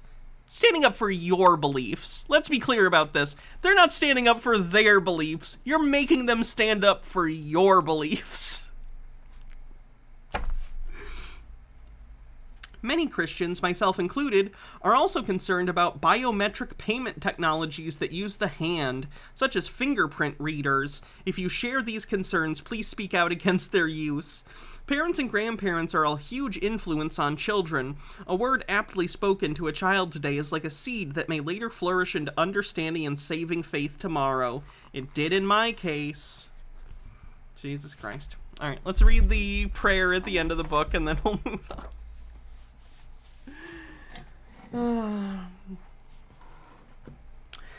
Dear God, I know I'm a sinner. I know that you sent your son Jesus to be my savior and that he died on the cross to take the punishment for my sins. Kind of guilting the child, huh? Guilting him.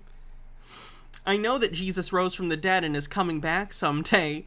Please forgive me for all my sins and come into my life and change me. Please guide me and help me to follow you for the rest of my life. Thank you for saving me and promising to take me to heaven to be with you someday. In Jesus' name, amen. Creepy. Creepy shit. If biometric scanning is the mark of the beast, wouldn't that just mean all humans are Satan? Yeah, that's a stretch even by Christian standards. Even by, like, apocalyptic Christian standards, that's pretty crazy. Let's take a look at the... Hold on. Kathy, don't go to the supermarket today. Don't go. Kathy, don't go. I would like the English version, please. Let's see if this is... It's fast. Okay, it's English. Good. There's a Japanese version. Hey guys and gals, get hit with a new craze. Register today for your... Sorry, Bittergrin. Bittergrin said Hobby Lobby doesn't use barcodes for this reason. That is incredibly fucking stupid. Your very own personal 666 barcode implant. No more need to carry cash or credit cards. The price of the goods you buy is now automatically subtracted from your bank account by the computer terminal at the checkout stand. It's fast. It's easy.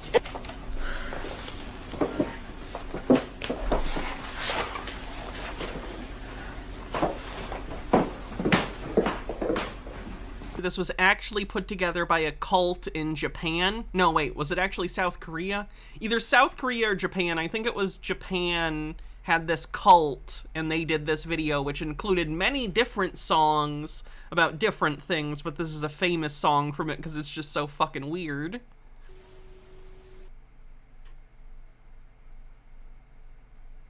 Oh my. There are crazy people in the comments. Oh god.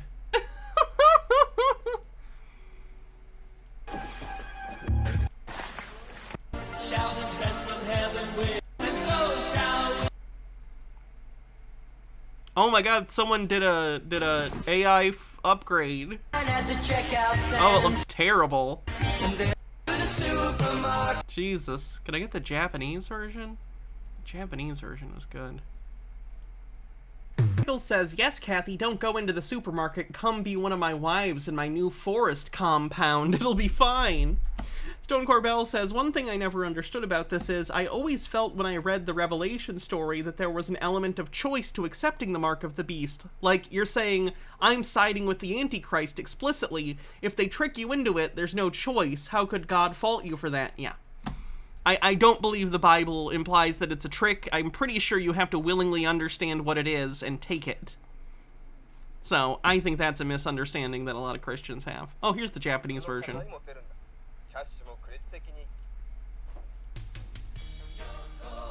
People who prefer subtitles and... It's the same song we just heard in English. Do you not remember it? Kathy, don't go to the supermarket today. Don't go. Kathy, don't go. There's a very strange man at the checkout stand. He's got a laser scanner. Da, da, da, da, da.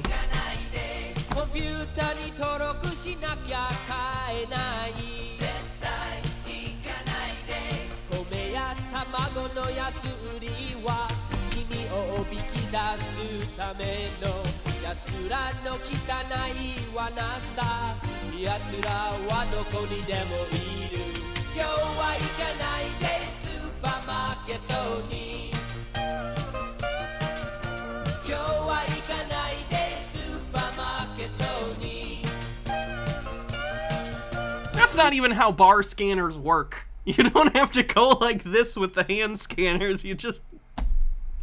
The funny thing is, presumably they rented a supermarket to film the supermarket parts, right? It actually kind of looked like a supermarket, so...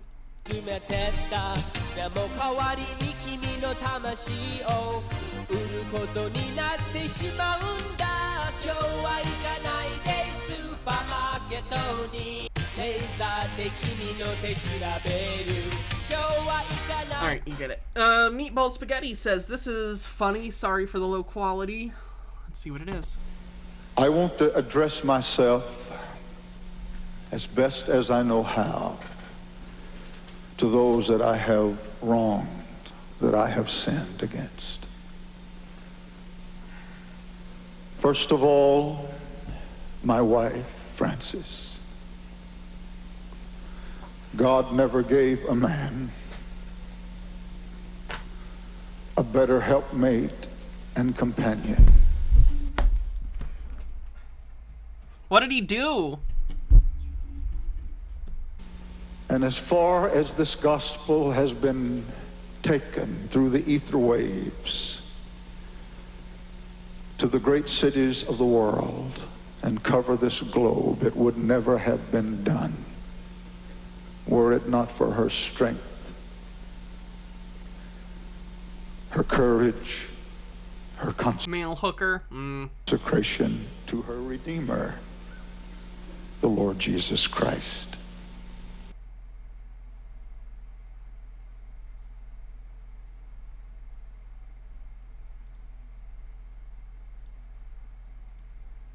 Why'd the audio cut out?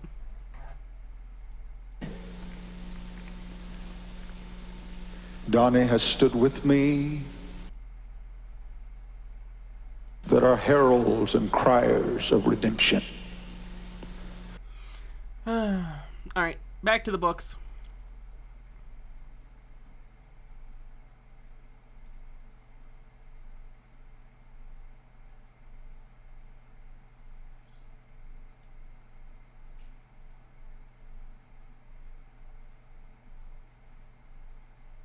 There it is. Cool.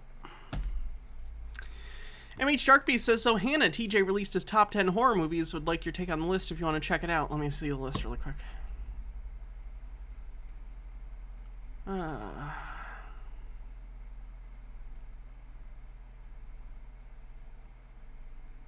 I see Child's Play. I need to just look at the list. I'm not going to sit through a 26-minute video.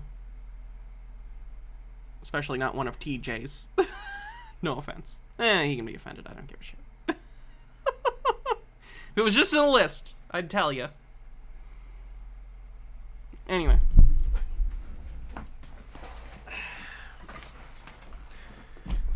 Which one do we want to read? Donald and the Fake News or Donald Drains the Swamp? These are not all of them. Jake has one of them, I think. But I got two of them. On the back, does it say the other ones? Builds the wall. Yeah. He has the builds the wall one. We'll do Fake News. Donald and the Fake News. Written by Eric Metaxas and Tim Raglan. Based on a true story. You sent these? Great. We the people on a caveman club. 'Cause why not? This book is dedicated to those who hold these truths to be self-evident, that all men are created equal unless you're LGBT or not a man or, I don't know, just like anything other than a straight white Christian man, I guess. And that they are endowed by their creator with certain unalienable rights, that among these are life, liberty, and the pursuit of happiness. Again, I assume with the caveat, unless you're trans.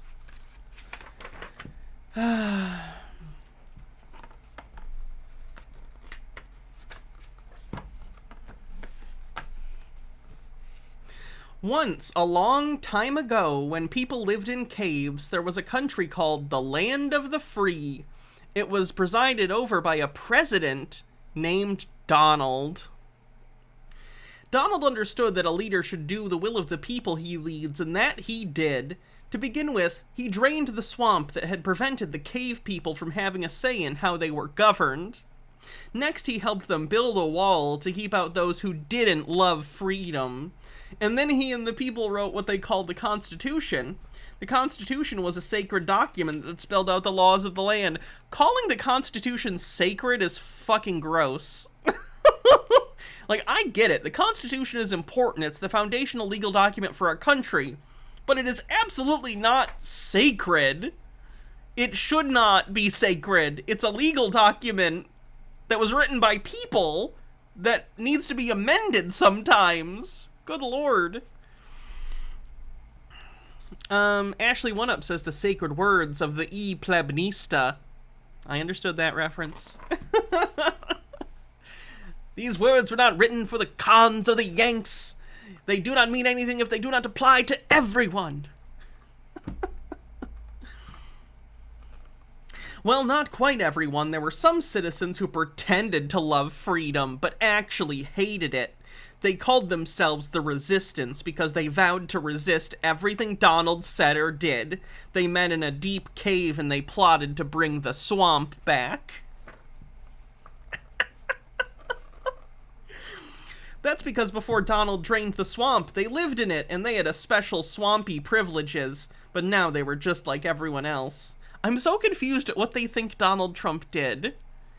What do they think Donald Trump did, like, in his presidency, at any point that is analogous to this? I'm so confused.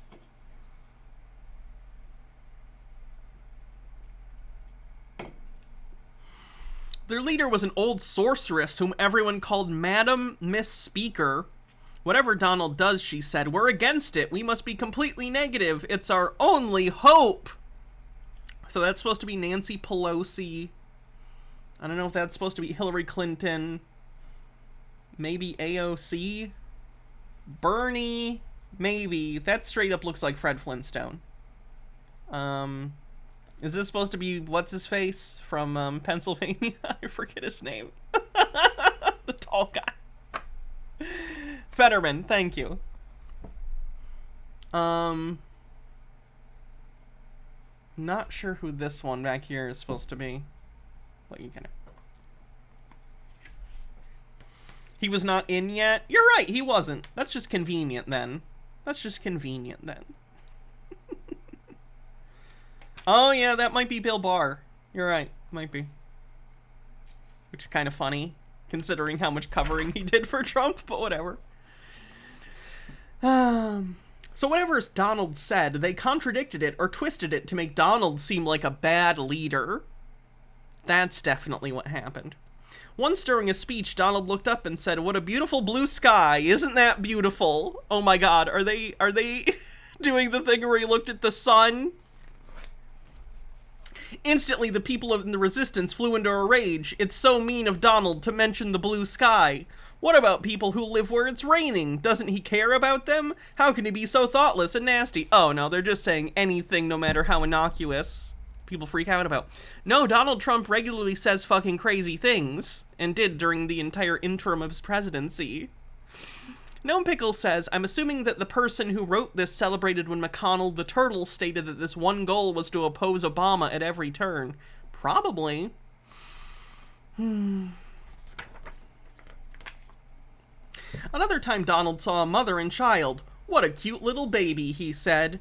How dare he refer to someone's looks, the resistors said. He's so superficial. And what about people whose babies aren't so cute? Doesn't Donald care about them? Donald is a monster. What kind of mom are you if you don't even do the voices? I'm sorry. I'm sorry. They said things so often that even some good people believed them. Others simply got confused. Was Donald really a bad person? Yes, he's a rapist. I know you don't want to put that in the kids' book, but he is a rapist. Anyway. But why are all these people saying these things? Maybe there is some truth to them. Maybe we should ask Donald himself. Some people went and asked if these things were true. Did he really not care about people? Was he really a monster? Let me explain something, he said. When I was a builder of caves, I was very successful, and when you're successful, you have enemies. And those of us who are free and love freedom have been extremely successful. Look at this wonderful country we've built. So naturally, there will be some who are jealous. They don't like our freedom, but they don't have the courage to leave our country and go somewhere else. Sad. So the stories about you aren't true? Donald laughed. Of course not. These stories are what I call fake news. What's that? Fake news is when something pretends to be true, but it's not. You mean it's a lie? Precisely. Donald Trump doesn't say the word precisely. That's the fake news. Precisely. But I say we ignore the fake news and just keep working hard and enjoying our freedom. And as my father used to say, don't let the turkeys get you down. Wasn't your father arrested at a KKK rally once? I don't know if I want his advice, Donald. So the resistance continued to spread fake news, but it didn't have the effect they hoped it would. Most people still liked Donald.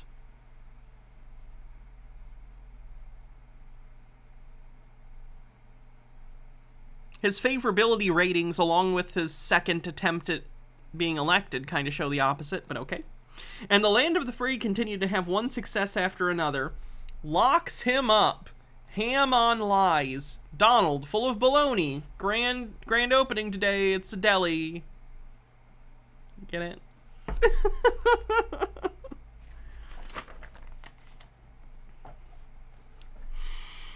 Meanwhile, back at the deep cave, "We need something really big," Madam Miss Speaker said. "Something that will make Donald look like a traitor to the people he represents. That way he'll be kicked out of office and we can take our power back." A cranky old man spoke up. "It's not going to be easy.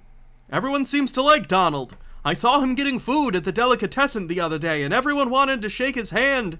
He's very popular, the big jerk." "You saw Donald at the deli?"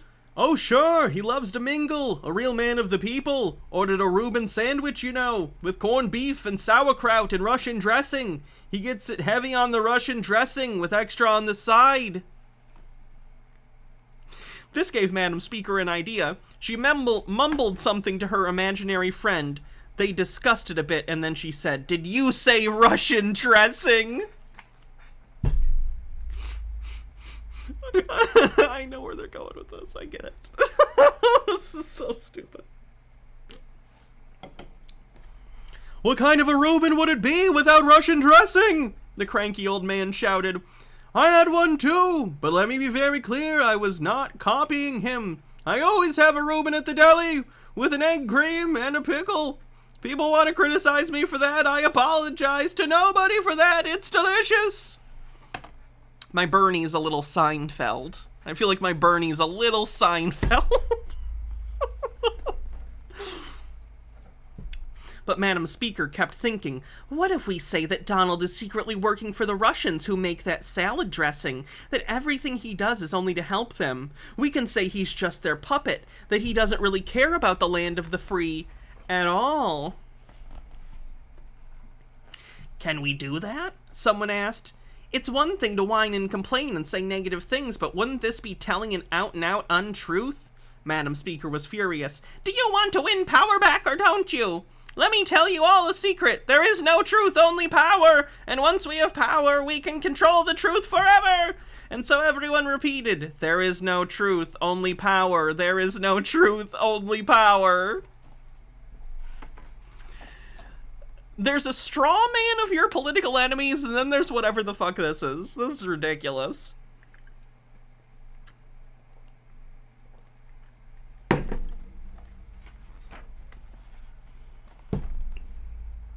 So the next day, the resistance started spreading the rumor. Can you imagine that? Donald is really only working to help those poor Russians sell us their salad dressing. They pay him to do it, and he's getting richer by the day. Soon everyone was talking about it. Isn't it horrible? Our president is nothing but a salad dressing, apparat chic? I don't know what that word is. Yeah, that makes him a real no-good-nick in my opinion, and everyone is saying it, so it must be true. Finally, Madam Speaker declared it was time for a full investigation. She held up a copy of the Constitution. "We're a country of laws," she said, "and no one is above the law." When people saw the Constitution, they figured there must be something to this whole thing, and so there was an official investigation. But it turned out to be a big waste of time and money, and in the end, no evidence was found that Donald was helping the Russians make salad dressing. Can I just put the entirety of the Mueller report in this section before the next page? No? Okay, cool.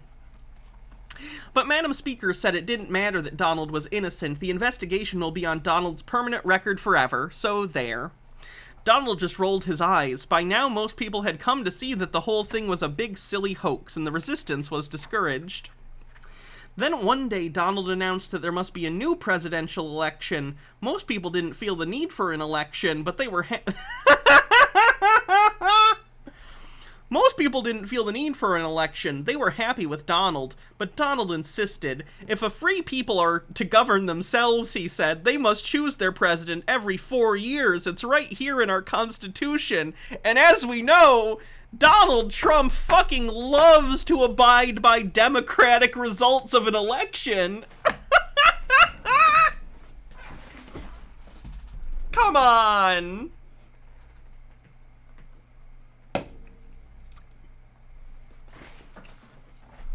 There's a Twitter bird, too. You see the Twitter bird?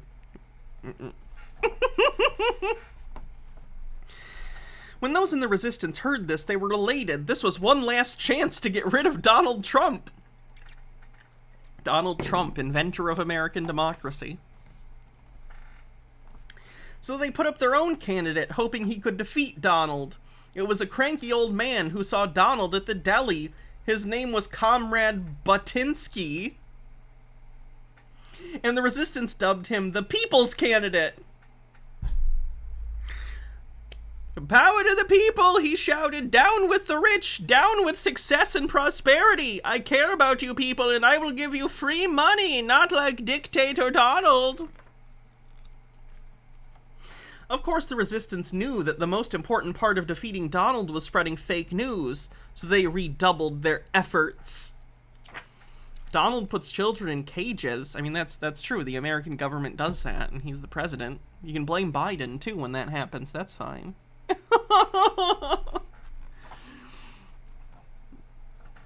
But Donald was not discouraged. A famous caveman once said, "One word of truth outweighs the world, so we'll continue to speak the truth.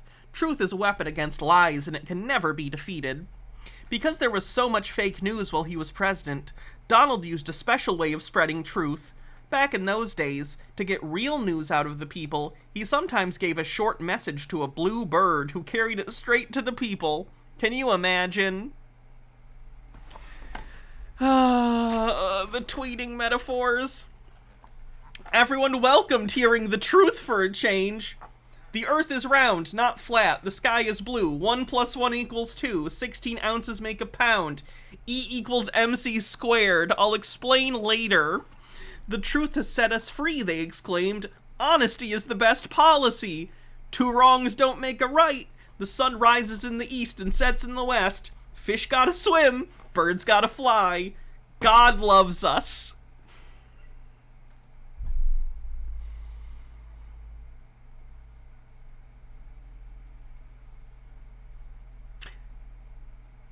This is not what Donald Trump's Twitter is, or was.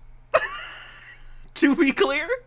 You can go look at his Truth Social page to get a taste of what he's up to now. It's also crazy. Oh no, there's more. But the resistance couldn't take it. The blitzkrieg of truth bombs were overwhelming. The ends don't justify the means. That does not sound like something Donald Trump would say. Fenigami says, but loads of Trump supporters are flat earthers. Oh, I know. Lying is wrong. Capitalism works. The truth always prevails in the end. 4 pecks make a bushel. Is that a relevant unit of measurement anymore? Are we doing bushels and pecks in anything normal people do? I don't collect fruit for a living, so... Gnome Pickles says, the Donald now commands a horde of talking birds that do his bidding. Now imagine people, do you feel such a Donald should be angered? Should he be disobeyed? Submit to the golden-haired druid! They gave themselves away by howling in rage at the sky. It accomplished nothing, so they had that going for them.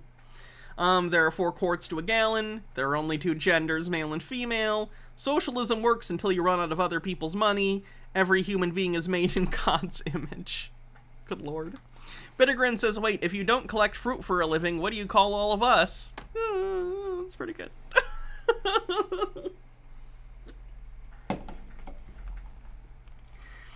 And as the votes came in, it was clear Donald would win bigly. When it was time to declare victory, he shouted, the truth will always win out over fake news. Everyone cheered. This is the fiction part of the book, because in the book he won his re-election. I'm looking for when was this published? This was published in 2020. So probably right before the election. They made a bad prediction here. This came out in 2020.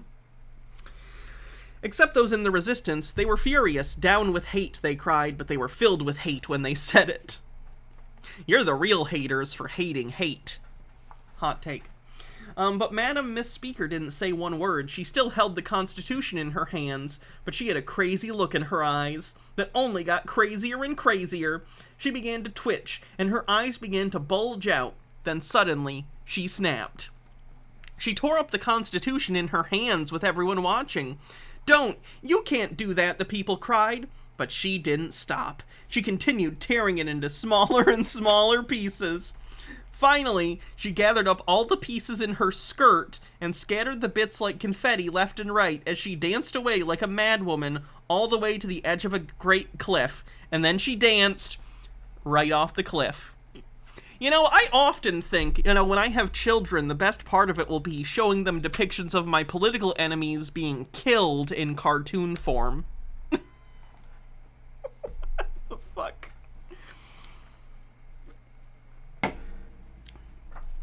Like, I think it would be equally weird if you had a book written at this level, clearly for, like, 5-year-olds, if you had Donald Trump jumping off a cliff. Like, what the fuck? This is a low-level children's picture book. This should not involve specific wanting death of politicians. Wild. All those who were on her side followed her. One by one, the members of the resistance went after her like lemmings off the cliff. The truth had driven them all plumb loco.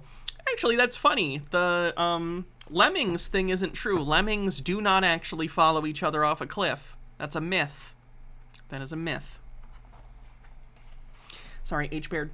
H. Baird said, Peter Piper picked a peck of pickled pepper. A peck of pickled peppers did Peter Piper pick. If Peter picked a peck of pickled peppers, how many pickled peppers did Peter Piper pick? I can do better. Hold on. I got this. Peter Piper picked a peck of pickled peppers. A peck of pickled peppers Peter Piper did pick. If Peter Piper picked a peck of pickled peppers, how many pickled peppers did Peter Piper pick? Fuck. Disney did make the Lemming Smith, yes.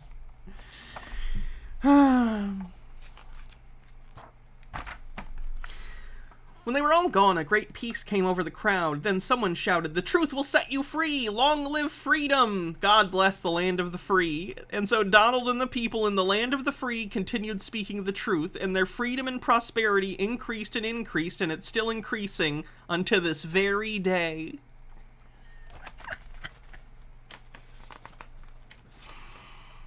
And that's it. That's the end of the book. Eric Metaxas. Thanks, Eric. You're doing a bang up fucking job here. Ugh.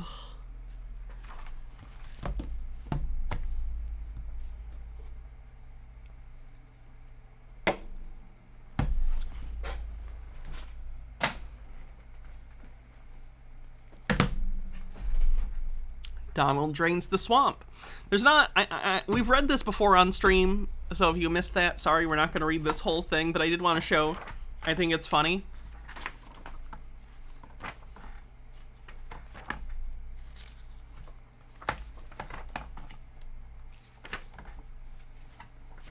This is the story of him becoming the president in this thing. There's a lobbyosaurus.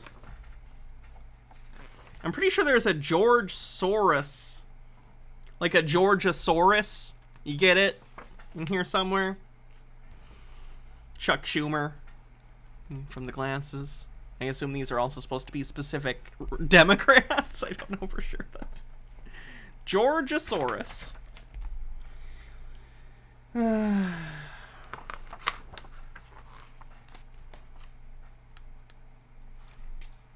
yeah, build a trench.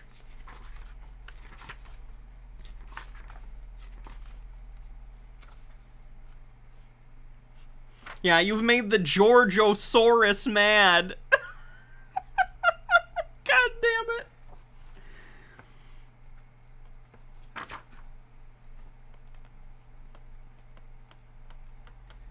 And, Donald becomes president then. So. Let's look at some of his other books. What is this guy's name? Eric Metaxas. Hannah needs to give a shout out to her boss. Who's my boss?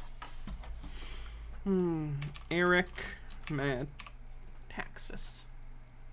Let's look at some of his books on Amazon.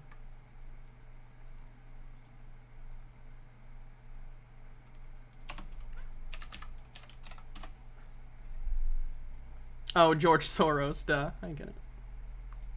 Oh, this is my cool keyboard, by the way. MH Darkbeast says, took me a moment to transcribe the list. TJ's top 10 horror films are Child's Play, alright. Or Child's Play 2, good choice. Child's Play 2 is probably the best one of the original trilogy. Friday the 13th Part 7. That's weird. That's weird. Oh, wait, no. That's the New Blood, right? That one's actually pretty good. Halloween 78. Good choice. Stepfather 2. Rather than the Stepfather 1. A Little Shop of Horrors. The Frank Oz version. That's fun. I like that movie. They Live. Good. Nightmare on Elm Street 3. Terrifier 2. Never seen Terrifier 1 or 2. The Fly. Evil Dead 2. Reasonable selections, I would say. Yeah, it lights up too from where you type.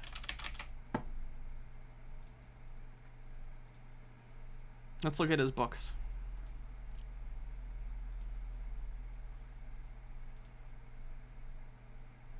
If I figure out.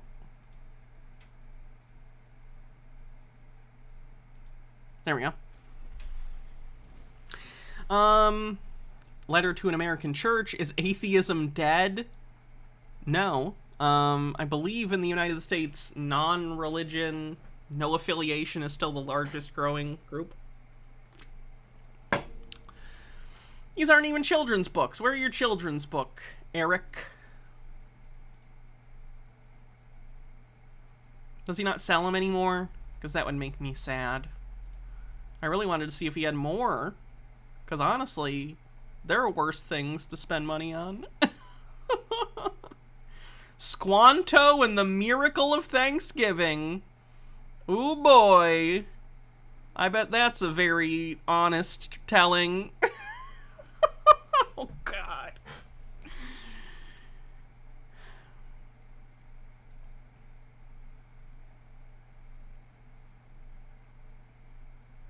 David and Goliath.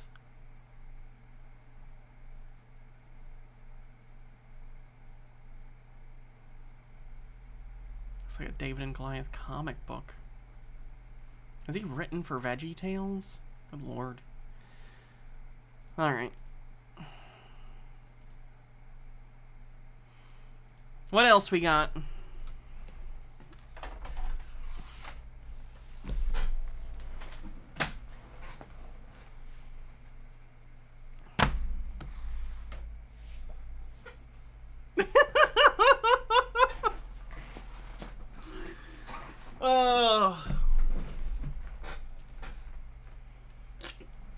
I'll give you a minute to soak that in while I take a drink of water.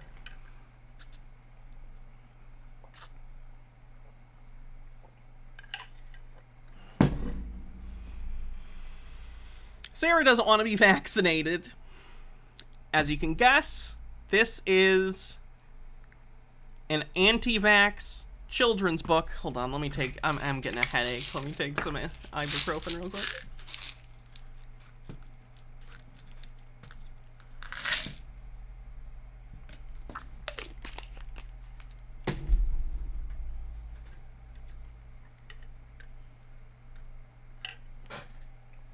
Funny says, always remember, they want us dead. True. Alright.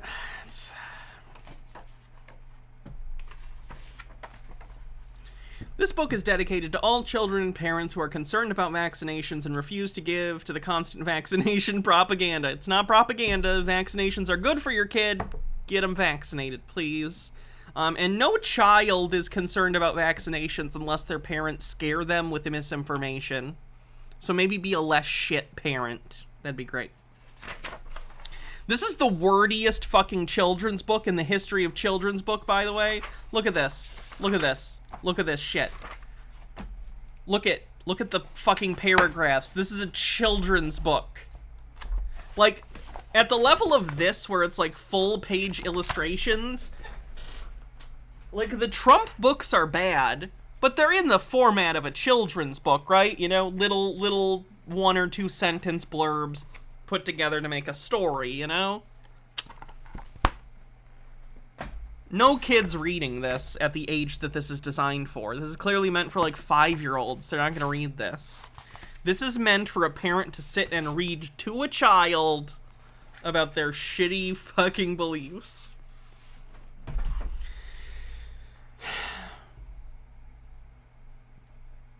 Sarah's sitting at the table having dinner with her parents and her little brother Tim. She's telling her parents about the Girl and Boy Scouts camp that she dearly wants to attend the following week and has brought home a long list from the Girl Scout troop. It lists everything she should bring with her to camp. It also says that she should bring her vaccination record. "Mom, what's a vaccination record?" Sarah asked with surprise. "A vaccination record lists all the vaccinations you've received in your life.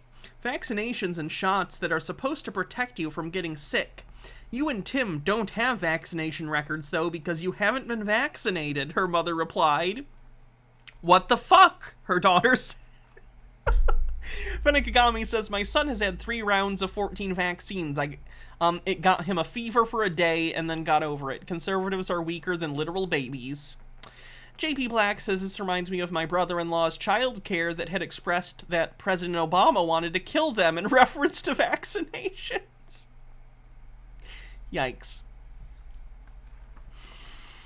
"Why aren't we vaccinated?" Sarah wonders with surprise. Her father replies, "People always tell you that vaccinations aren't dangerous, but that's not true." It is true, vaccines are not dangerous. They're fine, get them. "A lot of people have gotten really sick from vaccinations, and that's why you're not vaccinated." No, they haven't. No, they have not. You fucking liar. Sarah is really worried. She thinks she definitely needs a vaccination record so she can go to scout camp.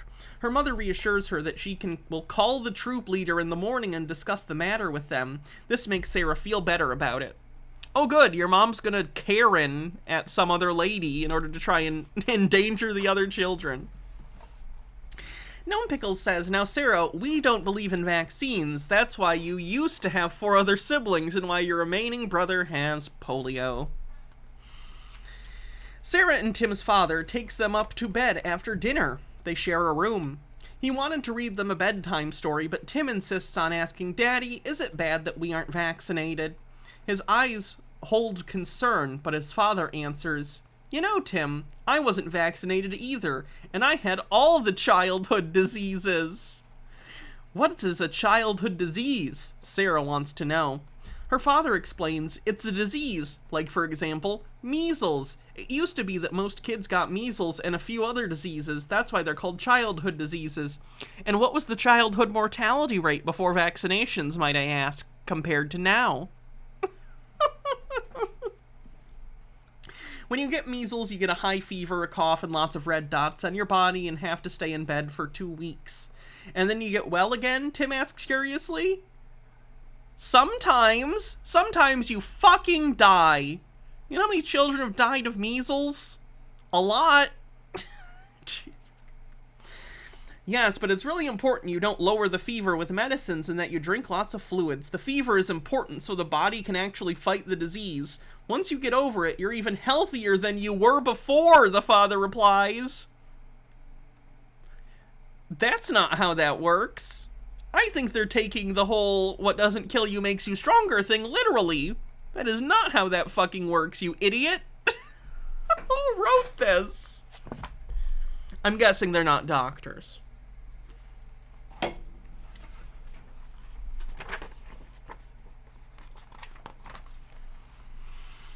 The next day, Mom takes Sarah and Tim downtown. They buy a sleeping bag and a jackknife for her trip to scout camp. Sarah's mother calls the troop leader on her cell phone. He's very upset and can't understand why Sarah isn't vaccinated. He tells her her daughter really needs to have vaccination records for insurance purposes. Sarah notices that something is wrong and asks her mother, "Mom, what did the troop leader say?" "He said he really needs a vaccination record from you," her mother explains. Sarah is very worried that maybe she won't be able to go to camp after all, and looks sad at her new sleeping bag and the new jackknife. Her mother lays a calming hand on her shoulder and explains, "I'll send a letter with you for the troop leader. The letter will explain that you aren't vaccinated and are not to be vaccinated at camp either." That takes a load off Sarah's mind, and she hops around excitedly in a circle. Here's the thing. This book will end up the girl getting to go to Girl Scout camp, I believe, which is such a weird fake version of the situation.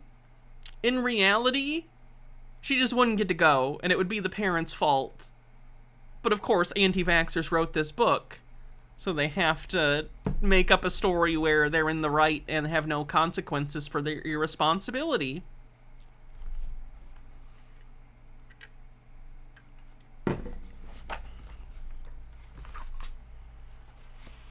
That weekend, Grandma Helen comes to visit them. She was one of the first Girl Scouts.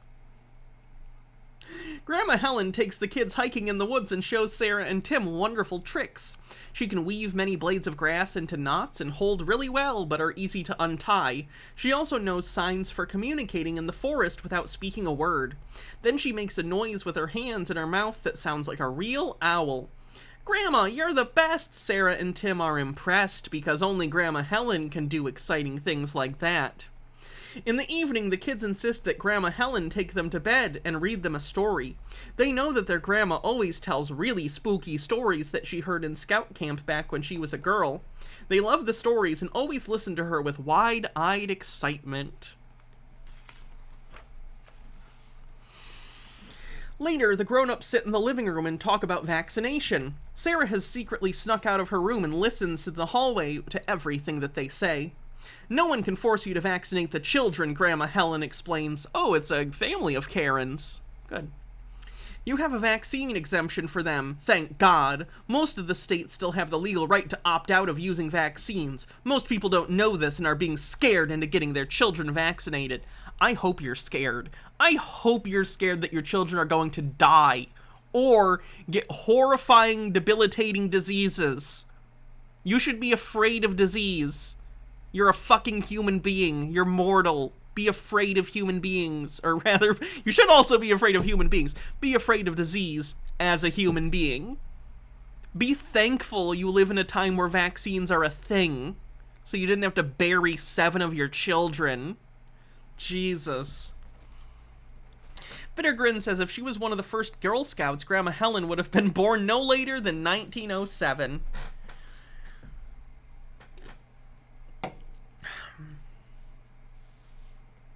Sorry, I spilled Coke on myself. Grandma says to Dad, you weren't vaccinated either. When you had measles, nobody got upset about it. Nowadays, when people have measles, everyone seems to think they have a terribly dangerous disease. People even say that only a vaccine can protect you from it, because it is dangerous. Just because it was something that people had to go through in the past, and was normalized, doesn't mean that's the case now. People don't have to do that now, and shouldn't. Sorry, I keep missing bits because I'm looking down at the book. Fenigami says, anti-vaxxers don't understand the fact that any sickness caused by a vaccine comes from the thing they're vaccinating against. If they caught the illness for real, they'd have the same risks at higher rates and likely at higher intensities. Then Grandma explains why she didn't vaccinate Dad. Her best friend's child became very sick after a vaccination. After that, Grandma didn't want to have anything to do with vaccinations. Kids, Grandma's a fucking idiot that doesn't understand the difference between correlation and causation, and she made a decision that is likely going to get you killed. So that's awesome. Sarah is in class with Mrs. Potter, her math teacher. She chews on her pencil and thinks about what else she might need for scout camp.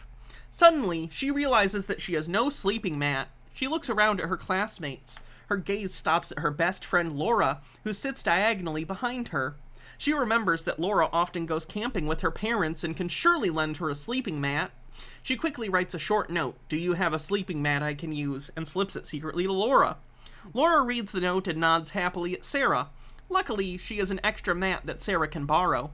Now, hopefully, nothing else can get in the way of the exciting trip. The bell rings and Mrs. Potter calls after the children. Don't forget, the school doctor is coming tomorrow and all of you need to bring your vaccination records. Gnome Pickles says, I decided against you getting a quick shot, honey, and therefore you spent 2 weeks in bed with a horrifying fever. That was obviously what a loving parent would do. I don't remember a lot of my childhood. I've heard that's a trauma response, by the way. But anyway, I don't remember a ton of my childhood. One thing I absolutely remember is getting chicken pox. You know what's not fun? Chicken pox. And now I have to worry that someday I'm gonna get fucking shingles. So that's great. Vaccinate your kids. There's a chicken pox vaccine. Get that and the measles and everything else the doctor recommends, please.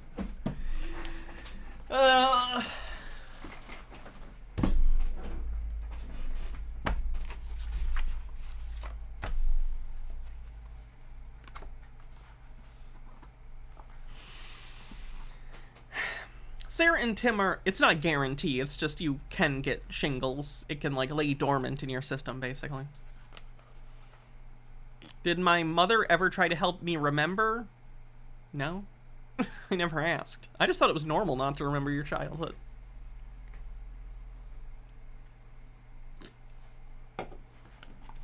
Sarah and Tim are visiting Laura today. On Wednesdays, Sarah's mother works, so the two of them always go to Laura's house. After lunch, Laura tells her mother that the school doctor is coming the next day, so she needs to bring her vaccination record with her. I already got it for you, sweetheart. It's with the other things for camp, Laura's mother replies.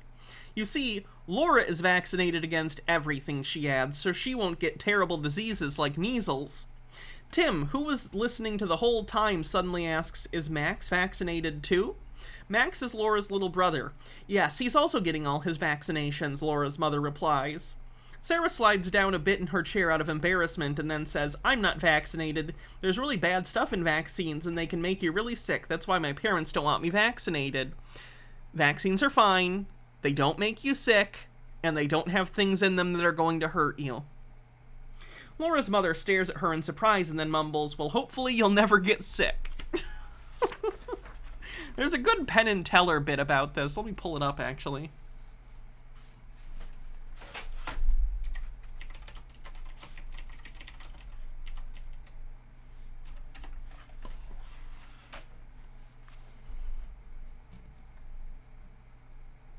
If I can find it. There it is.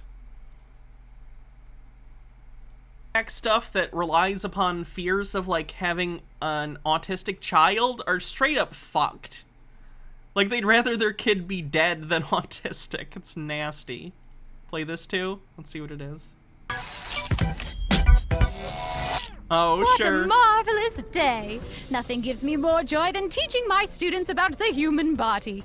But since your children aren't vaccinated, it's incredibly unsafe for them to come to school. Oh, I'm sorry. I just believe that vaccines are the parents' choice. And I believe they're unnatural. They're a conspiracy. So instead, I'll be educating you. For though you are grown adults, you all need a lesson in biology.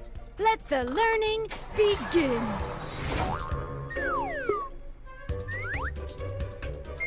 House bit on childhood vaccines. Oh, the tiny baby coffins thing. Sure, we can look at that.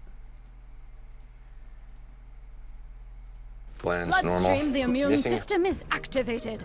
You see? Those white blood cells are learning how to protect the body from the disease. Sure, you say that, but where's the proof? Where's the evidence? It's literally outside your window. Just turn your heads, you can see it happening. Here in the lungs, the measles virus can attack the respiratory system, which can cause pneumonia. But observe, the vaccine contains a weakened form of the disease, which passes through the body harmlessly. It also contains a ton of toxins, even mercury. Okay, that's very wrong. While decades ago vaccines contained a non-toxic variant of mercury, today they don't contain mercury of any kind. Why do you think that? Because Western medicine says so? No, because this bus can shrink down to the molecular level, and you can watch it happen. Just watch. That one's oxygen, that one is hydrogen, but no mercury. So, oh my, where did she go? I'm healing this body the same way I heal my kids. Crystal therapy. It's a totally safe... Oh man, that was expensive.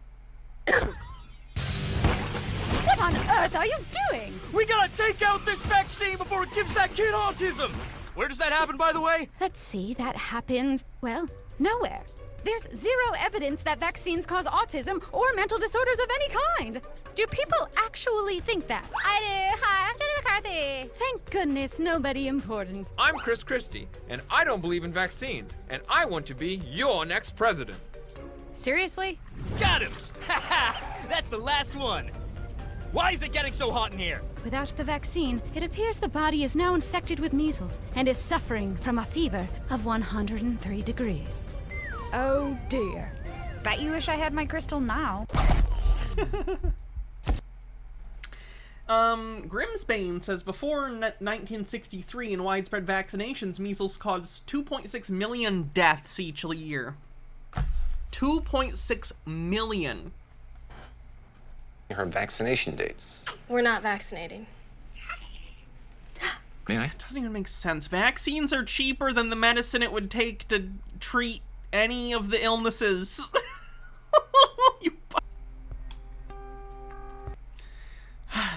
Alright, back to the book.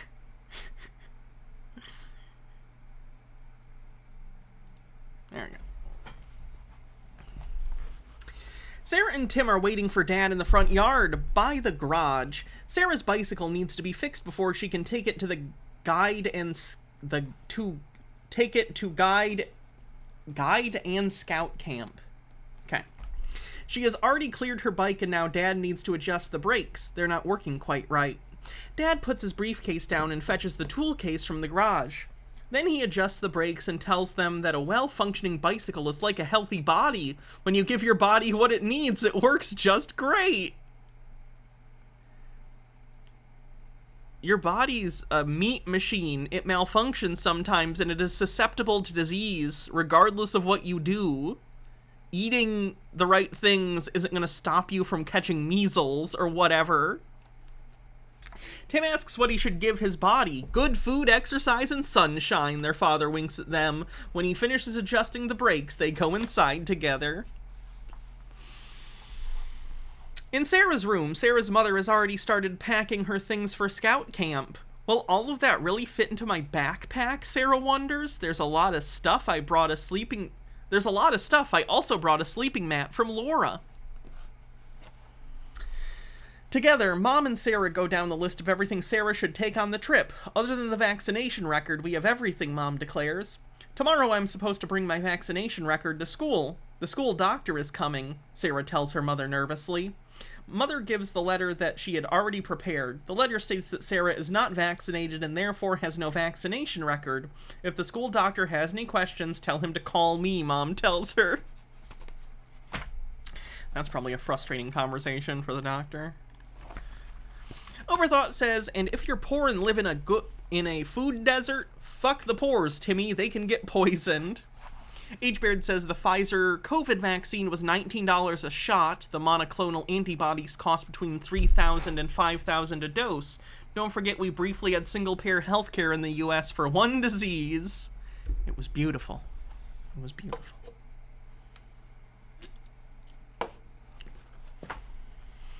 Tim would also like to go to scout camp. He draws a picture and hangs it up with Mom. Then he explains to her excitedly that the wonderful thing he just drew is, these are the tents and these are the kids playing tag with the dog. First the dog has to catch the kids and then the kid blah blah blah blah blah blah blah.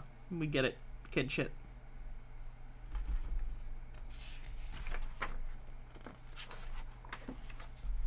The next day, the school doctor is doing checkups in the gym. One after another, the children go in to see the doctor. Sarah comes out crying, so Mrs. Potter runs over to comfort her. Sarah, what's the matter? She asked in a concerned voice. The school doctor said I have to get vaccinated. I'm the only one in the class who doesn't have a vaccination record, but I told him I don't want to be vaccinated, so he sent me out again. Mrs. Potter puts her arm around Sarah's shoulders and says, you're completely right. You don't have to be vaccinated if you and your parents don't want it. I'll take care of things. Tell your mother to call me. When Sarah gets home again in the evening, she's still very upset. I don't want to be vaccinated, she says over and over again. Wow, it's almost like your parents have given you an irrational fear of something based on their own idiocy. It's almost like your parents are idiots who imparted ignorance to you. That's fucking crazy.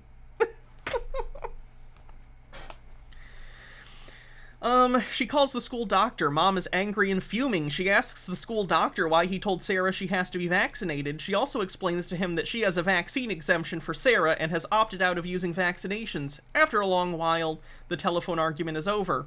He'll leave us alone now, she tells Sarah in an exhausting voice. I like that they accurately depicted the mom being a fucking Karen. Like, they didn't even try and make her look like the reasonable one.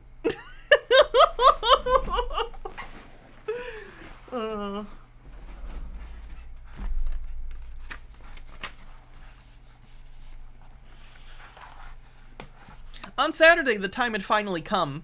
The trip to scout camp can begin. The kids are all gathered in front of the school. Sarah's very excited. This will be the first time she'll be away from home an entire week. She's also looking forward to telling stories late into the night with Laura in their tent.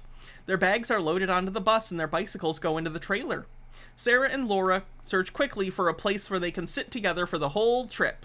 Mom gives the troop leader the letter explaining that Sarah must not be vaccinated just in case something should happen. At the end, everyone waves and the long-anticipated trip can finally begin. Scout camp is really wonderful. Laura and Sarah enjoy that many hours they can get to spend together. The best part is always sitting together around the campfire in the evening. Then the troop leader plays wonderful songs on the guitar and they all get to sing along. It's so much fun that they forget the time and sit at the fire until sunset. Every evening, one of the children gets to tell a spooky story. Sarah knows so many spooky stories from her grandma that she's asked to tell as many scary stories in a row. Sarah is in the middle of telling the story about the wolf that lives in the forest and is sneaking up to the camp.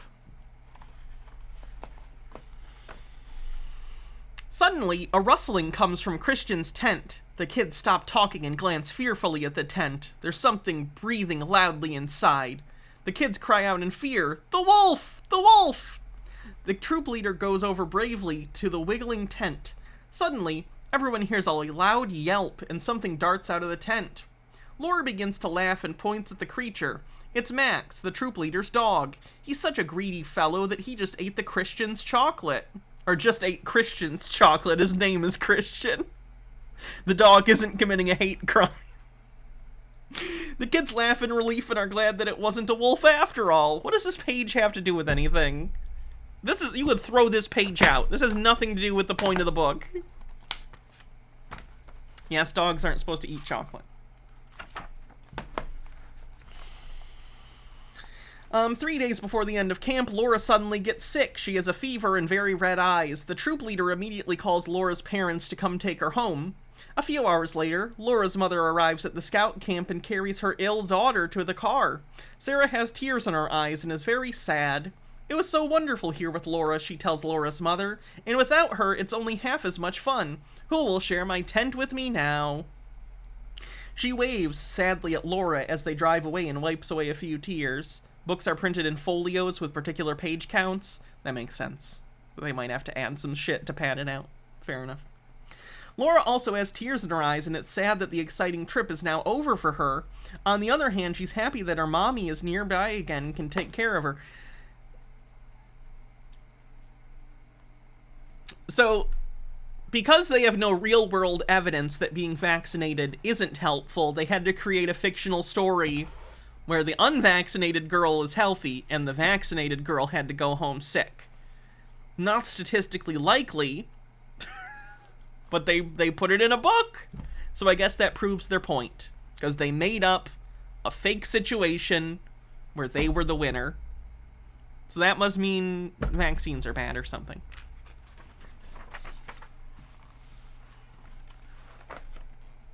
Sarah's a bit scared to sleep alone in her tent because she's used to sharing it with Laura. They always told stories and giggled far into the night.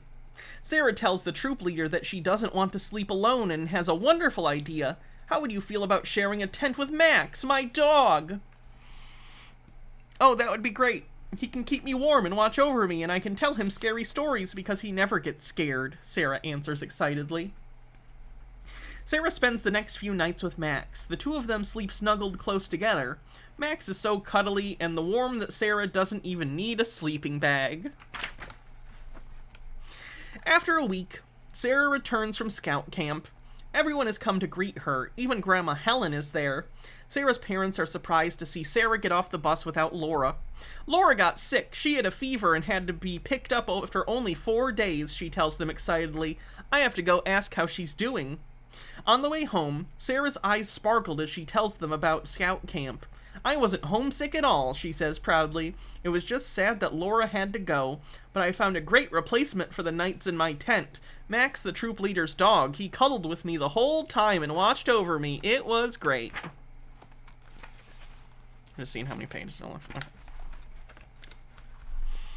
When Sarah gets home, she immediately calls her friend Laura. Laura's been sick in bed for days. She has red spots all over and is still running a fever. I have measles, Laura tells Sarah. The doctor was here today.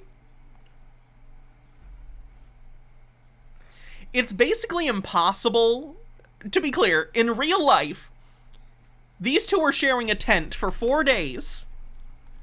She's vaccinated and she is not. She got measles despite the vaccination, which is unlikely, but theoretically possible, I guess. But very, very, very unlikely. But somehow she didn't catch measles? Like, I know it's fiction, but, like, this isn't operating on how anything works. You were sleeping in the same tent. If she has measles, your fucking ass would get measles. What are you doing? It's just a lie. They made up a lie. And I wouldn't normally call fiction lies, because it's just fictional, but they're operating on completely false premises. Like, this is not how the world works. This wouldn't happen. It's just a lie. H-Beard says, I'm surprised she's in Scouts. I'd figured she'd be in American Heritage Girls. It's just as fashy as it sounds. They were formed when the Girl Scouts started allowing gay and trans girls to openly join. Yikes. When Sarah gets home, she immediately calls her friend Laura. Laura's been sick in bed for days, blah, blah, blah. She has measles.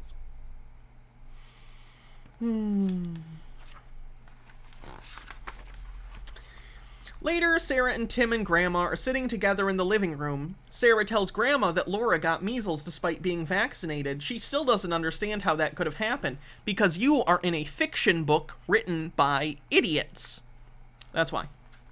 You see, Grandma says, so it goes. Even when you're vaccinated, you're still not 100% protected against illness and disease. And when I wear a seatbelt in the car, it doesn't mean I'm 100% protected from getting in a car accident. But it'll protect me. Fucking idiots. First name bunch number says, measles is one of the most infectious diseases we know of. There's a definite chance that a vaccinated person can catch it, and basically 100% chance the unvaxxed kid would get it. Why should someone get vaccinated if it doesn't even really protect them?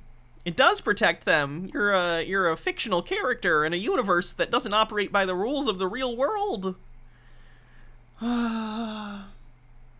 Ridiculous. So that's the anti-vax book. If you thought that this was too wordy, this is what the end part is. Just them trying to say that, probably citing Andrew fucking Wakefield or some awful bullshit. Just terrible. Just god awful. So that's the anti-vax book.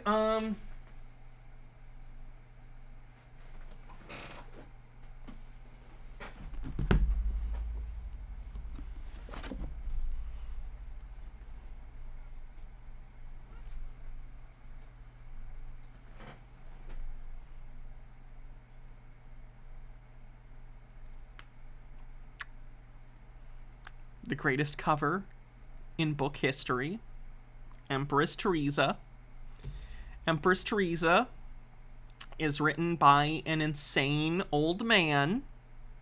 An insane old man wrote this book, and it is a book about a young woman, young girl, teen, something. This is how thick the book is. Both sides, by the way. The back and front covers are exactly the same.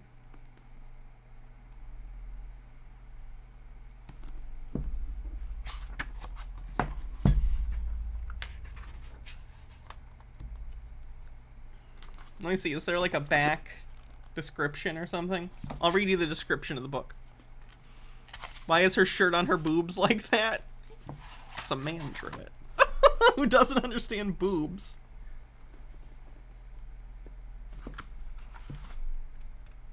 Okay, I guess there isn't a description. We just gotta raw dog it. We're hitting it raw. Great. I'm Teresa, the younger daughter of Edward and Elizabeth Sullivan, and I hope it's not bragging to say I was cute as heck at age 10. Everybody in the family said so. I was the princess in the Sullivan clan of Framingham, Massachusetts, because besides being cute, I was a whiz in school and had a good disposition. All the relatives expected great things from me. Fennikagami says, careful, this book nearly broke Crimson Rogue. Oh, I've seen that review, I know. That's why I got this book, was that review, I think.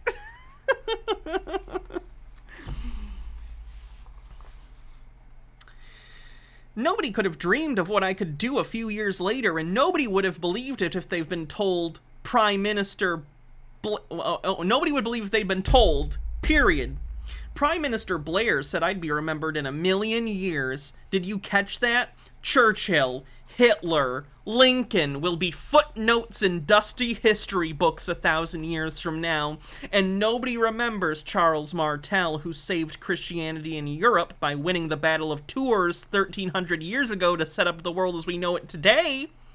But Prime Minister Blair said I'd be remembered for 1,000,000 years. Mr. Blair is not inclined to exaggerating. I was the last person you would expect to earn that accolade. I was a nobody from nowhere. When this story began, I was a little girl who didn't have much of a clue about anything.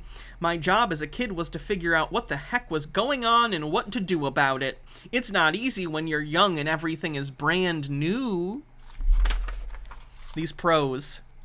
Brilliant. Sorry, I think I skipped a page. Why does it... No, I guess not.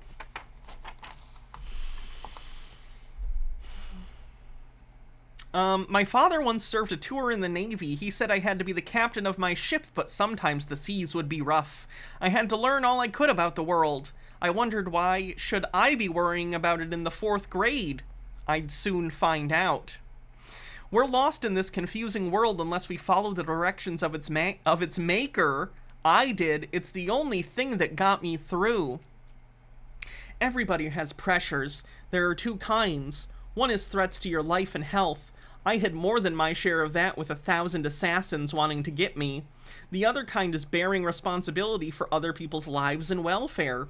That's really tough if you care about them.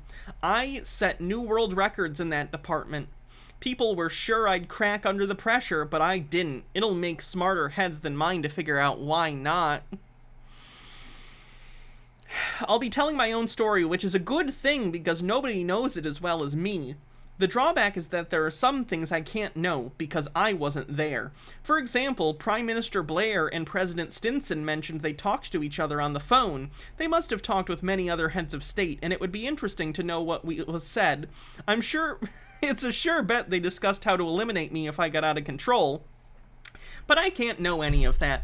It can be frustrating not knowing these things. But remember, you'll learn things in the same sequence I did. Somebody else telling my story could only say what I did in the world. They couldn't get in my head like you will. You'll see what a horrible worldwide mess I had to deal with. The writer is taking a whole page to explain a first-person character narration. You don't need to explain that in a book! Like, you can just do it. People know how books work. Like, you don't need to express that verbally.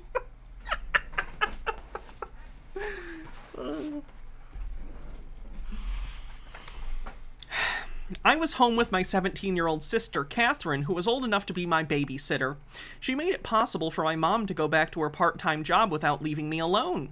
Catherine hadn't been a whiz in school like me, and she was thinking of going to one of the many trade schools around Boston after high school. Mom and Dad said I should go to college. Oops! Before going on, I have to mention an odd incident that happened 6 months before I was born. Mom was raking leaves in the backyard when she noticed a fox sitting on its haunches 10 feet away. It was staring at her. A metal rake is a good weapon against a creature as small as a fox, and Mom held her ground. After 5 minutes, the fox walked away. This strange event seemed unimportant. My parents forgot about it for 18 years. Okay, now I can begin my story. Okay, so, writing tip. If you forget to include some kind of backstory, don't just have your character go, oh, hold on a second, I gotta tell you about this thing that happened for exposition. And then they say it, and then they go, alright, back to the story. Like, if you're intentionally using that comedically, maybe it could be done creatively, but I don't think that's what's happening here. I think he just genuinely didn't want to rewrite the earlier page to include that information. What's the comic book? Oh, this is something else I wanted to show you guys for a cleanse later. The Legion of Regrettable Supervillains. It's just like a compendium of weird old Golden and Silver Age comic book villains. I thought we'd look at a couple of them.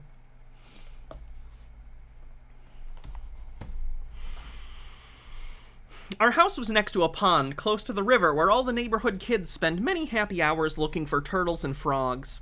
I was lounging on the deck reading a book on the school summer list. Catherine was inside reading a magazine. Taking a momentary break from the book, I noticed a red fox walking along the pond's edge. It disappeared behind the little patch of woods which Dad let grow wild like most of the neighbors. This was very rare. Red foxes were never seen in broad daylight during the summer months. It didn't happen. Then something really amazing happened. It came out of the woods and walked towards me. I kept still and waited to see how close it came before noticing me. It was 60 feet away. 40, 20. By now it was clear it was looking at me. I considered running into the house, but curiosity won out. The fox reached the 4 steps of the deck. It came up the steps, stopped, and sat on its haunches, staring at me. It did not seem vicious, so I waited. In an instant, faster than you could blink an eye, a softball-sized white ball emerged from the fox and went straight into my stomach. I screamed and ran into the house. The fox ran away. I slid the glass deck door closed and locked it just in time to see the fox disappear into the woods. "What did you scream for?" asked Catherine, who had walked into the kitchen. "There was a fox out there." "He won't hurt you," she said, and went back to the living room. I stood at the glass door for 5 minutes watching for anything else that might happen. At last, I thought it was all over. I went into the living room to sit down and think. What was that white thing? I couldn't come up with any theory. It was nothing I had ever seen on those television nature programs. Okay. I don't have time to read you a whole novel. So, to make a long story short, it's an alien. An alien being has melded with her, and she is now invulnerable. She's now the ultimate Mary Sue. She cannot be harmed or killed, and anything that happens to her will be mitigated by this magical alien that can change the laws of physics. Now, to be clear, there is a point in this book where the entity, named Hal, I guess, turns off the wind, turns off all the wind on the earth. All the wind on the earth stops. There's no more wind. And I don't know if the writer of this book knows what wind is. Moira Soma says, the funniest thing about the book is that the author keeps arguing with reviewers who don't like it. I mean, that's like the one thing you don't do as a writer, but I think he's about as self-aware as Teresa herself. Oh, the guy's nuts. The guy who wrote this is genuinely fucking crazy. Not gonna read the whole thing, but you get it. Crazy bullshit written by a crazy person. I'd recommend it, or at least read it, watch an in-depth review on YouTube. Crimson Rogue did one. I'm sure there's other book reviewers who have done pretty extensive reviews of the book. It's wild. It is wild. So check it out.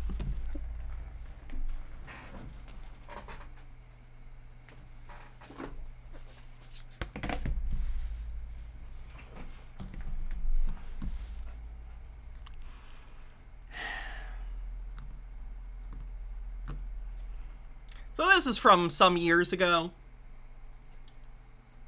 This probably wouldn't get made today for obvious reasons. When was this published?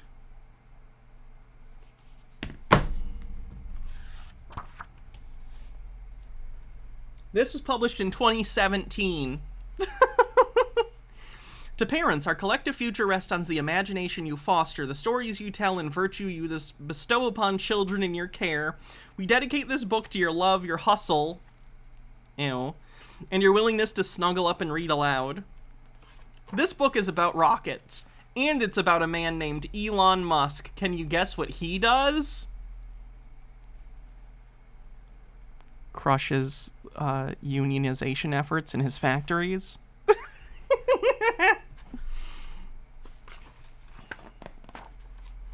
He makes tacos.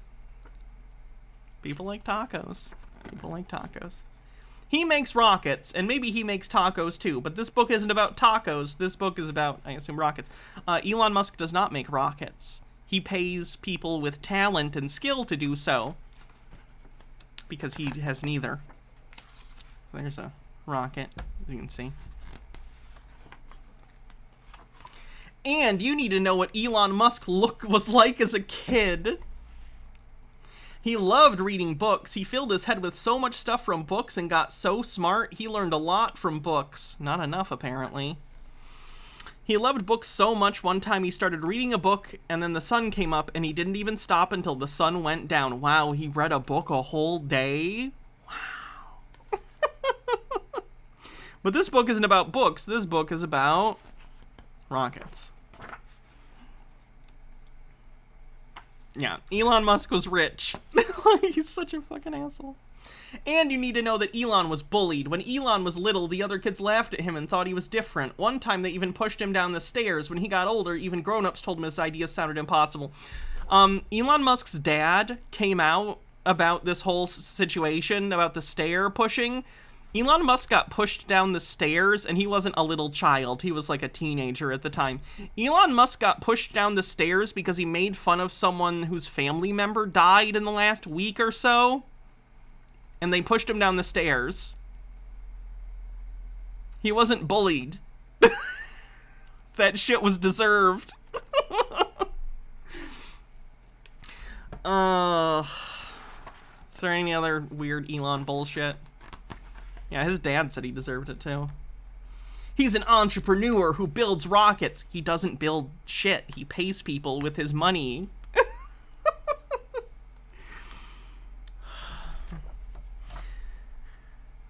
Businesses that let people travel at hyperspeed to their favorite places. How's the Hyperloop going, Elon? You sold that to the other crazy rich asshole, right? Branson? You don't even have that anymore. You don't talk about that much, do ya? I wonder why. Elon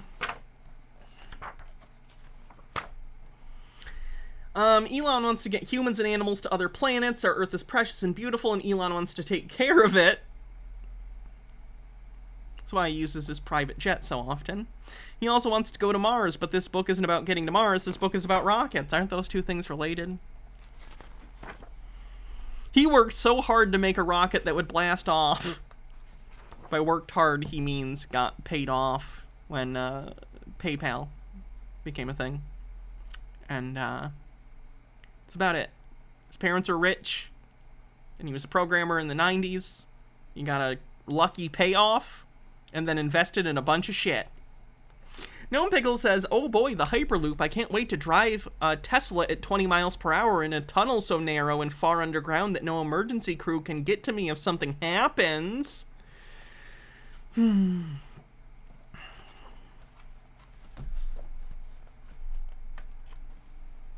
Wow. Really trying to get to a page count, huh? Elon and his team at SpaceX kept working and fixing all the problems. The implication that Elon Musk does any practical work is so disrespectful. Oh my god.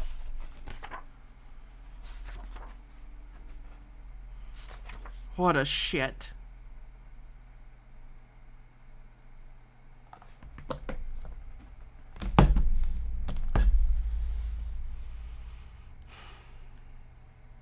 This is written by Ken Ham. This is Dinosaurs of Eden.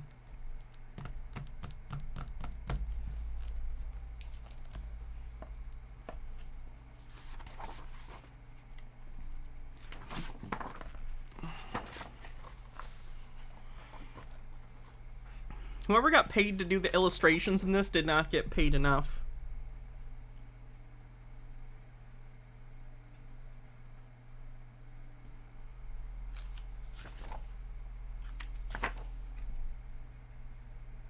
That's so how you know how big people were next to pterodactyls, because that's a thing that happened. Yeah, this is a newer edition. This edition's from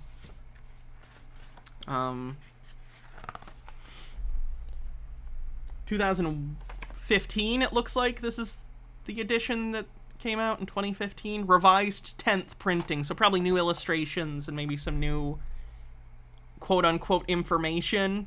Disinformation. Morrisoma says, "Ah, yes, the vegetarian T-Rex is in Eden." I don't think I have a ton to say about this, you know. You guys know creationism isn't real. There's a Adam and Eve. Cavemen. But I don't know, just kind of interesting. This version looks lame as hell. I haven't seen the earlier versions, so I can't speak to that. Of course, no science book would be complete without illustrations of Noah's Ark. Anyway, that's it.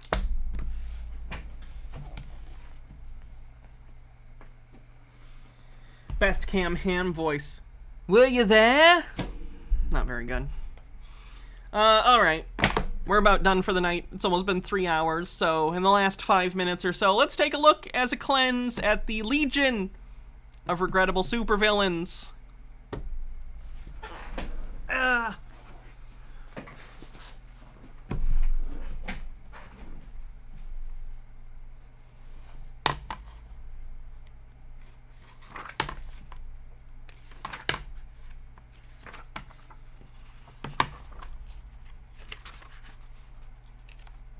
I believe they have, this same company also put out, Legion of, or like the League. They did one for like Regrettable Superheroes and Sidekicks as well.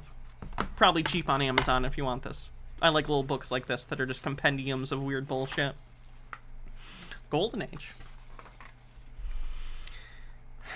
Babyface and Brother. Wow. Okay. Acts of villainy often hide behind acts of charity, and sometimes behind a bunch of bandages and a derby. That's the story behind Babyface and Brother, a mismatched pair of apparent philanthropists whose freewheeling ways with wads of cash hid their sinister agenda. Plump and short-statured, his face contorted into a manic rictus of beaming joy. Babyface is the derpy-topped brains behind the felonious duo's complicated scheme. His so-called brother, by contrast, is a hulking mute wrapped in bandages from head to toe. Sorry, it's reversed for me, so I'm trying to... There we go. There.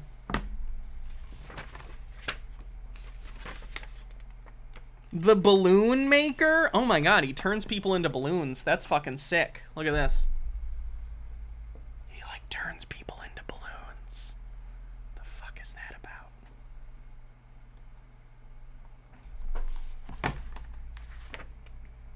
Ooh, the Black Tarantula. That actually doesn't look too bad. That's not bad for, like, a Golden Age comic. That's pretty good.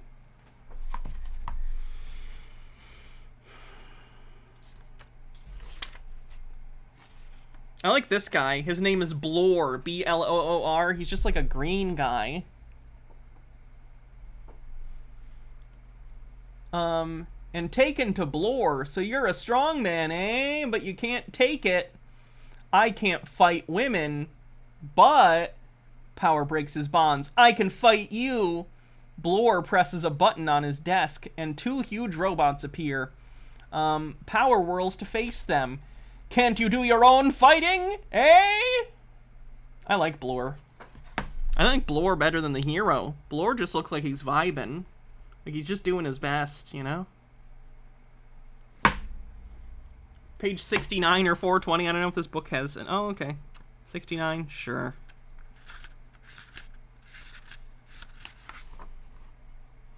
Page 69 has Zor the Caveman, which is this gentleman here.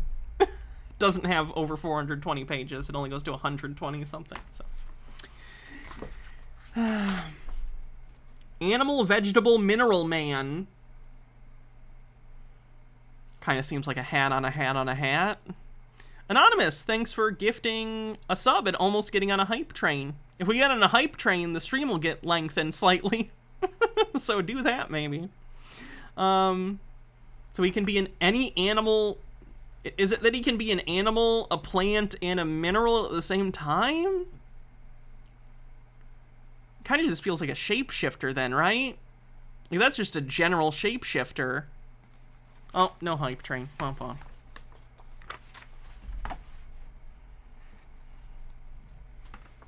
Atom Jaw? Oh, he can just bite stuff. That's a weird one. The Jaguar. Should you just throw stuff?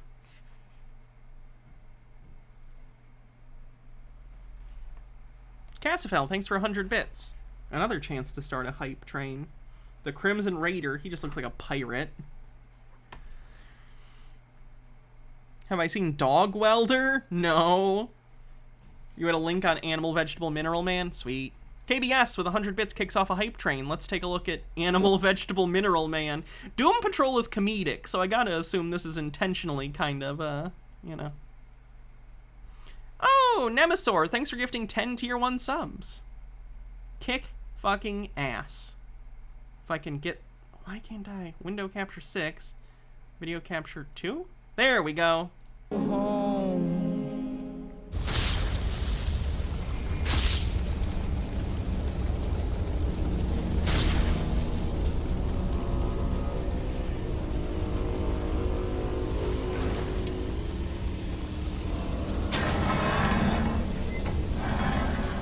Guys?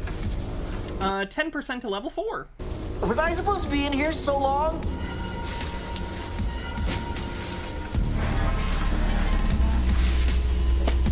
Plant, mineral, animal? He fucking did it! Cool!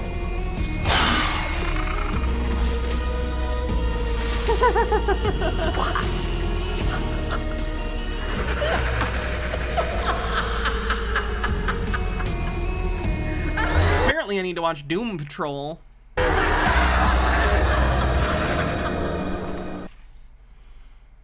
Have you guys seen that time that Zod... Hold on, I'm not going to tell you. I'm just going to show you. It's funnier if I just show you. You guys can't see this, right?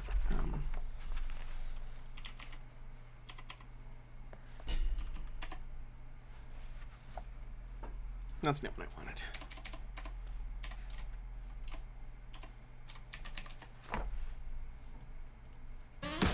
This is a real thing that happened in, oh god, why can't I think of the name of the show? Of Tomorrow, something of Tomorrow. Legends of Tomorrow! 12% to level 4. Cloud Wizard says, my last bits for Hannah, because she's basically my television these days. Fuck yeah. This is, Legends of Tomorrow, not Flash.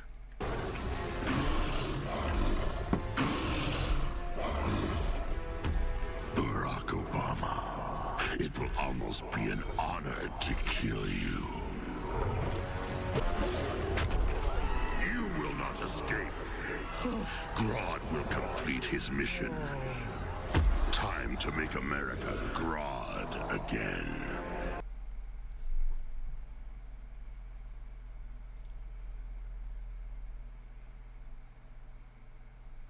That's the time Grodd went back in time to kill Barack Obama while he was still in college. In case you didn't catch that. Ah, Grodd, why are you like this?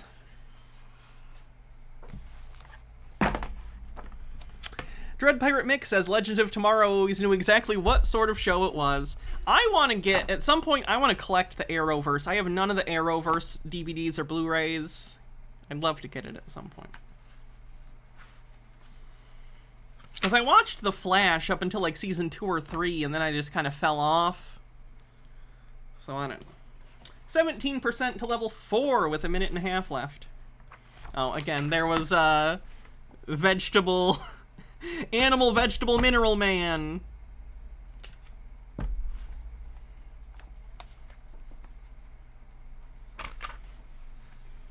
Atom Jaw, we saw Jaguar. Why is this repeating? Gore the Man Ape.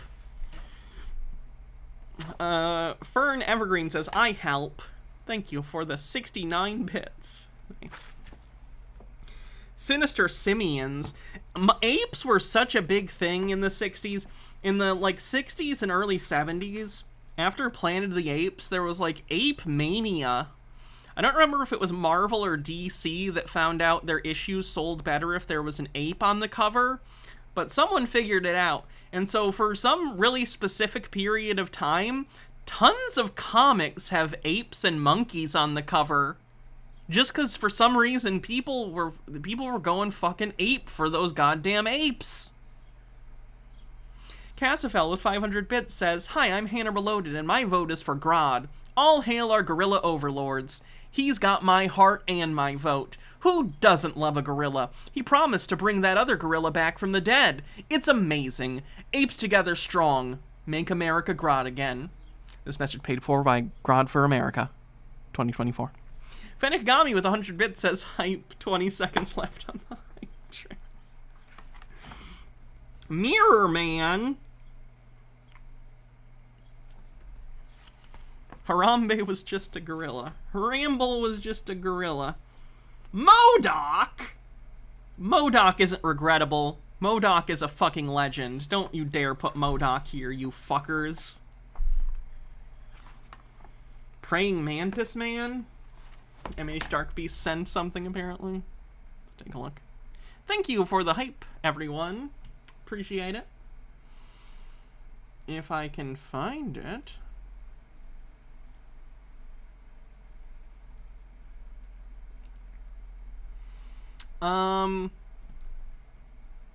Mistletoe.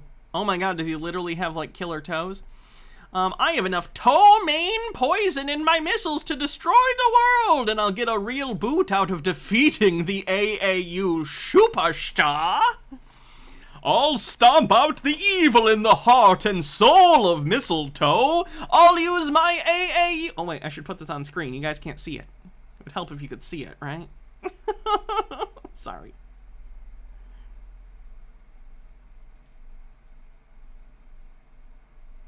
There we go. I'll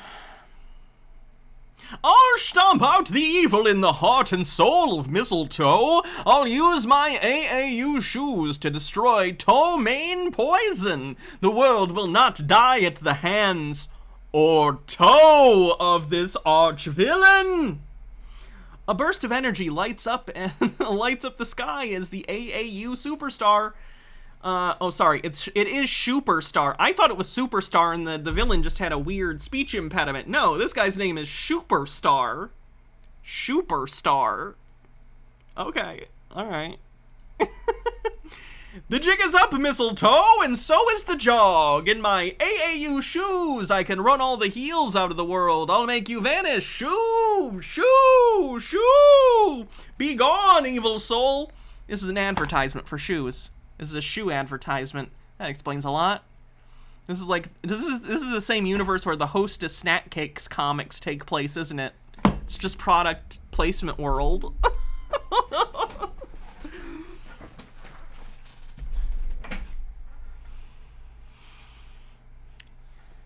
He really laced into me. My power is weakening. My toe is all uptight. My missiles are missing. Oh, I'm disappearing step by step, vanishing into thin air.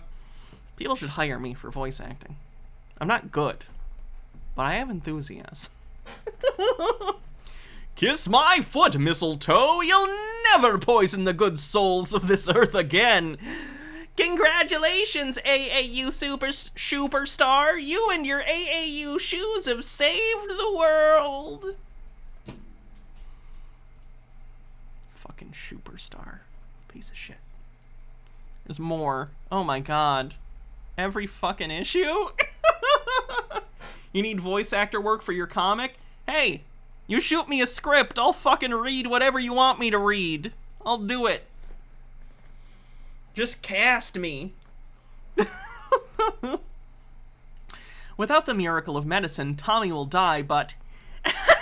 What is the life of a mere boy to the sinister soul? The potion is mine. I'll use it to bring the world to its knees. Not even AAU's Superstar can catch me now.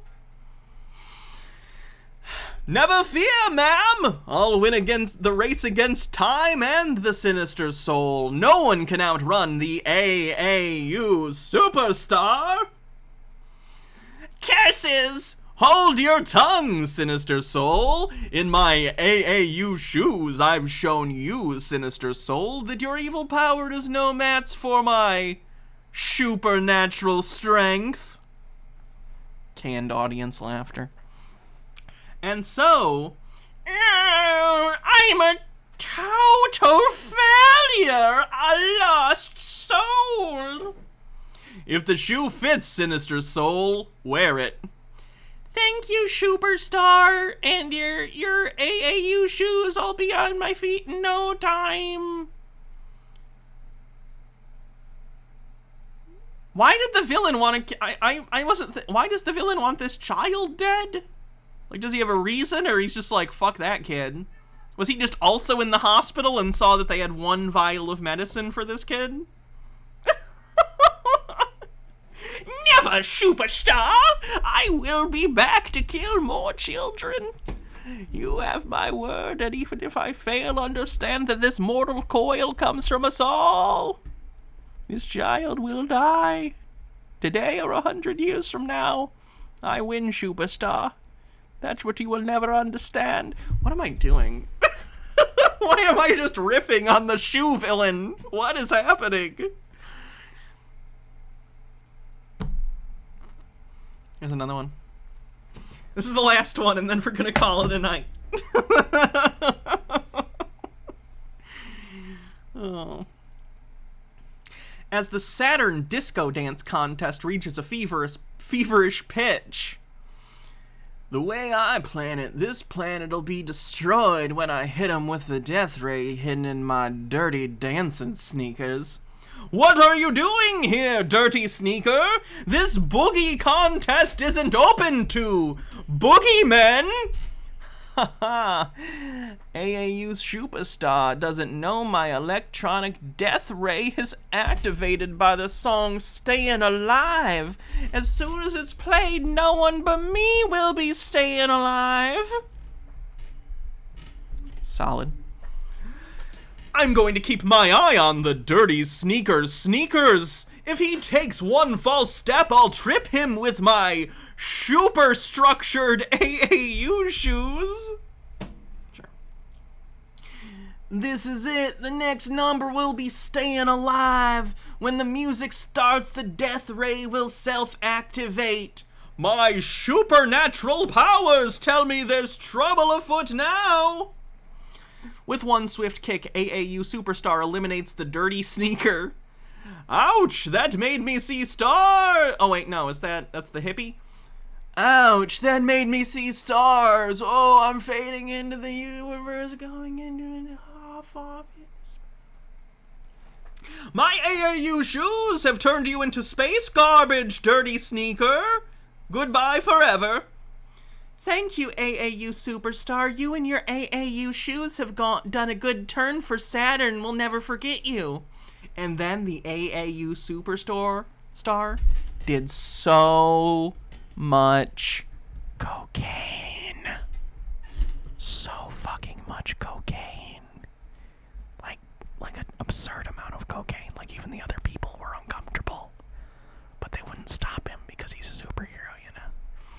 Like, what do you do? You're like, oh my god, he's like done all the cocaine. Does he know that cocaine's for everyone? He saved us, right? So we can't, like, he can just have the cocaine, right? How isn't he OD'd? Is that one of his powers, or is he just an addict? Alright. I'm dumb. I'm in the just making up random bits portion of my day, so. Probably a good time to call it a night. Snowflame! Don't bring up Snowflame.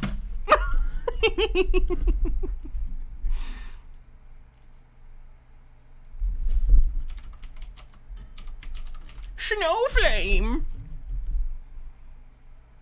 Is that just a Linkara clip? And what master supervillain are they facing off against? Well, apparently it's David Carradine in an armless Santa Claus suit and white face paint over his eyes. He proclaims, "First freak who comes any closer is a dead freak." Hey, cool, I've got someone to root for. The white-haired guy roars, I am Snowflame. Every cell of my being burns with white-hot ecstasy. Cocaine is my god, and I am the human instrument of its will. Ladies and gentlemen. Wow, this is an old video. Look at Lewis. Goddamn. Is this like pre-Kick-Assia? I can say without a hint of irony that is the crackiest thing I've ever seen in a comic. And I've seen Jetpack Hitler and an ancient Kandarian book being used as toilet paper by zombie superheroes. In fact, that statement is so bloody ridiculous, insane, and bad that it is friggin' awesome. Snowflame, the man powered by cocaine, is win of the highest level. Ram and Snowflame exchange blows for a bit, Snowflame taking the time to expound about how awesome he is. A blow like that would have sent an ordinary man reeling, but I am no ordinary man. Dude, you just said that cocaine was a god to you. Saying you're not ordinary is just redundant. You see before you a man on fire. Well, a man on drugs anyway. A man who craves any excuse to burn brighter. Or a man who craves any excuse to snort cocaine. I feel no pain, Ram, although I relish your feeble attempts to inflict it. Snowflame feels no pain! You cannot take on the 6 of us alone. Oh, those poor fools! Don't they know they're going up against the awesome might of Snowflame? And that Snowflame charm quickly ramps it up after they offer him the chance to give up. Give up the ultimate exhilaration, the divine rapture, the euphoria of electricity. Yeah, I've actually seen the more modern Snowflame. Surges through every He's very 80s. Best superhero story of all time. Oh god.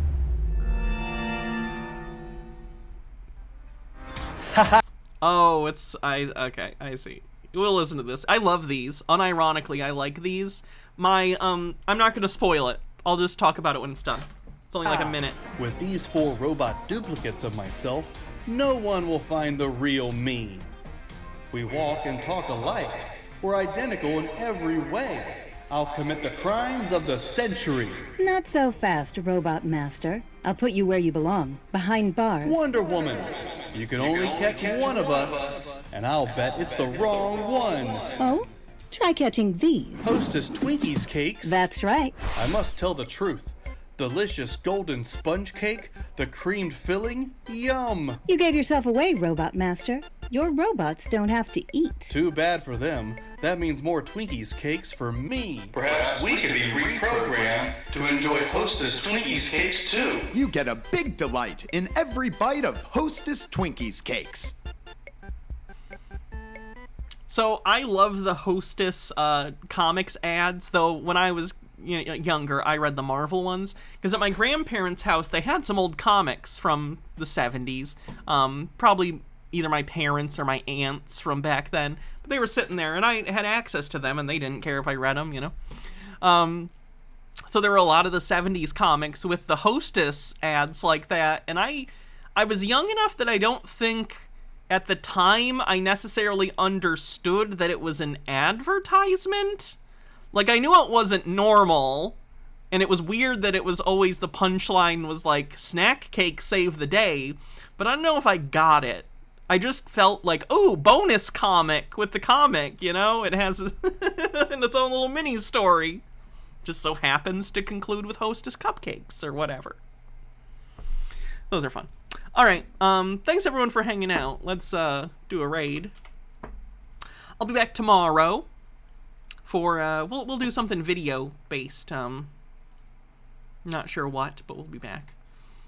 Casfell's coming on, so let's raid them. Love you too, Mr. Blast. Alright, I'll see you guys later. Thanks for hanging out and reading weird books. I know it was a little different, so I appreciate people who hung out and, you know, all that. So, I'll see you guys later. Have a good night. I'm gonna go play Zelda. I finished the entire top row of hearts. I got enough heart containers that I've officially started the second row of heart containers for health. Ganon won't stop me. Not again. Not again. Why am I've been doing this a lot lately where I just get like really... It's more than 15. It's like 20. I just keep doing this for some reason. I don't know why. It's annoying, and a lot of people don't like it. I do it anyway. I shouldn't do it. I should stop. Alright, have a good night, everyone. I'll see you tomorrow.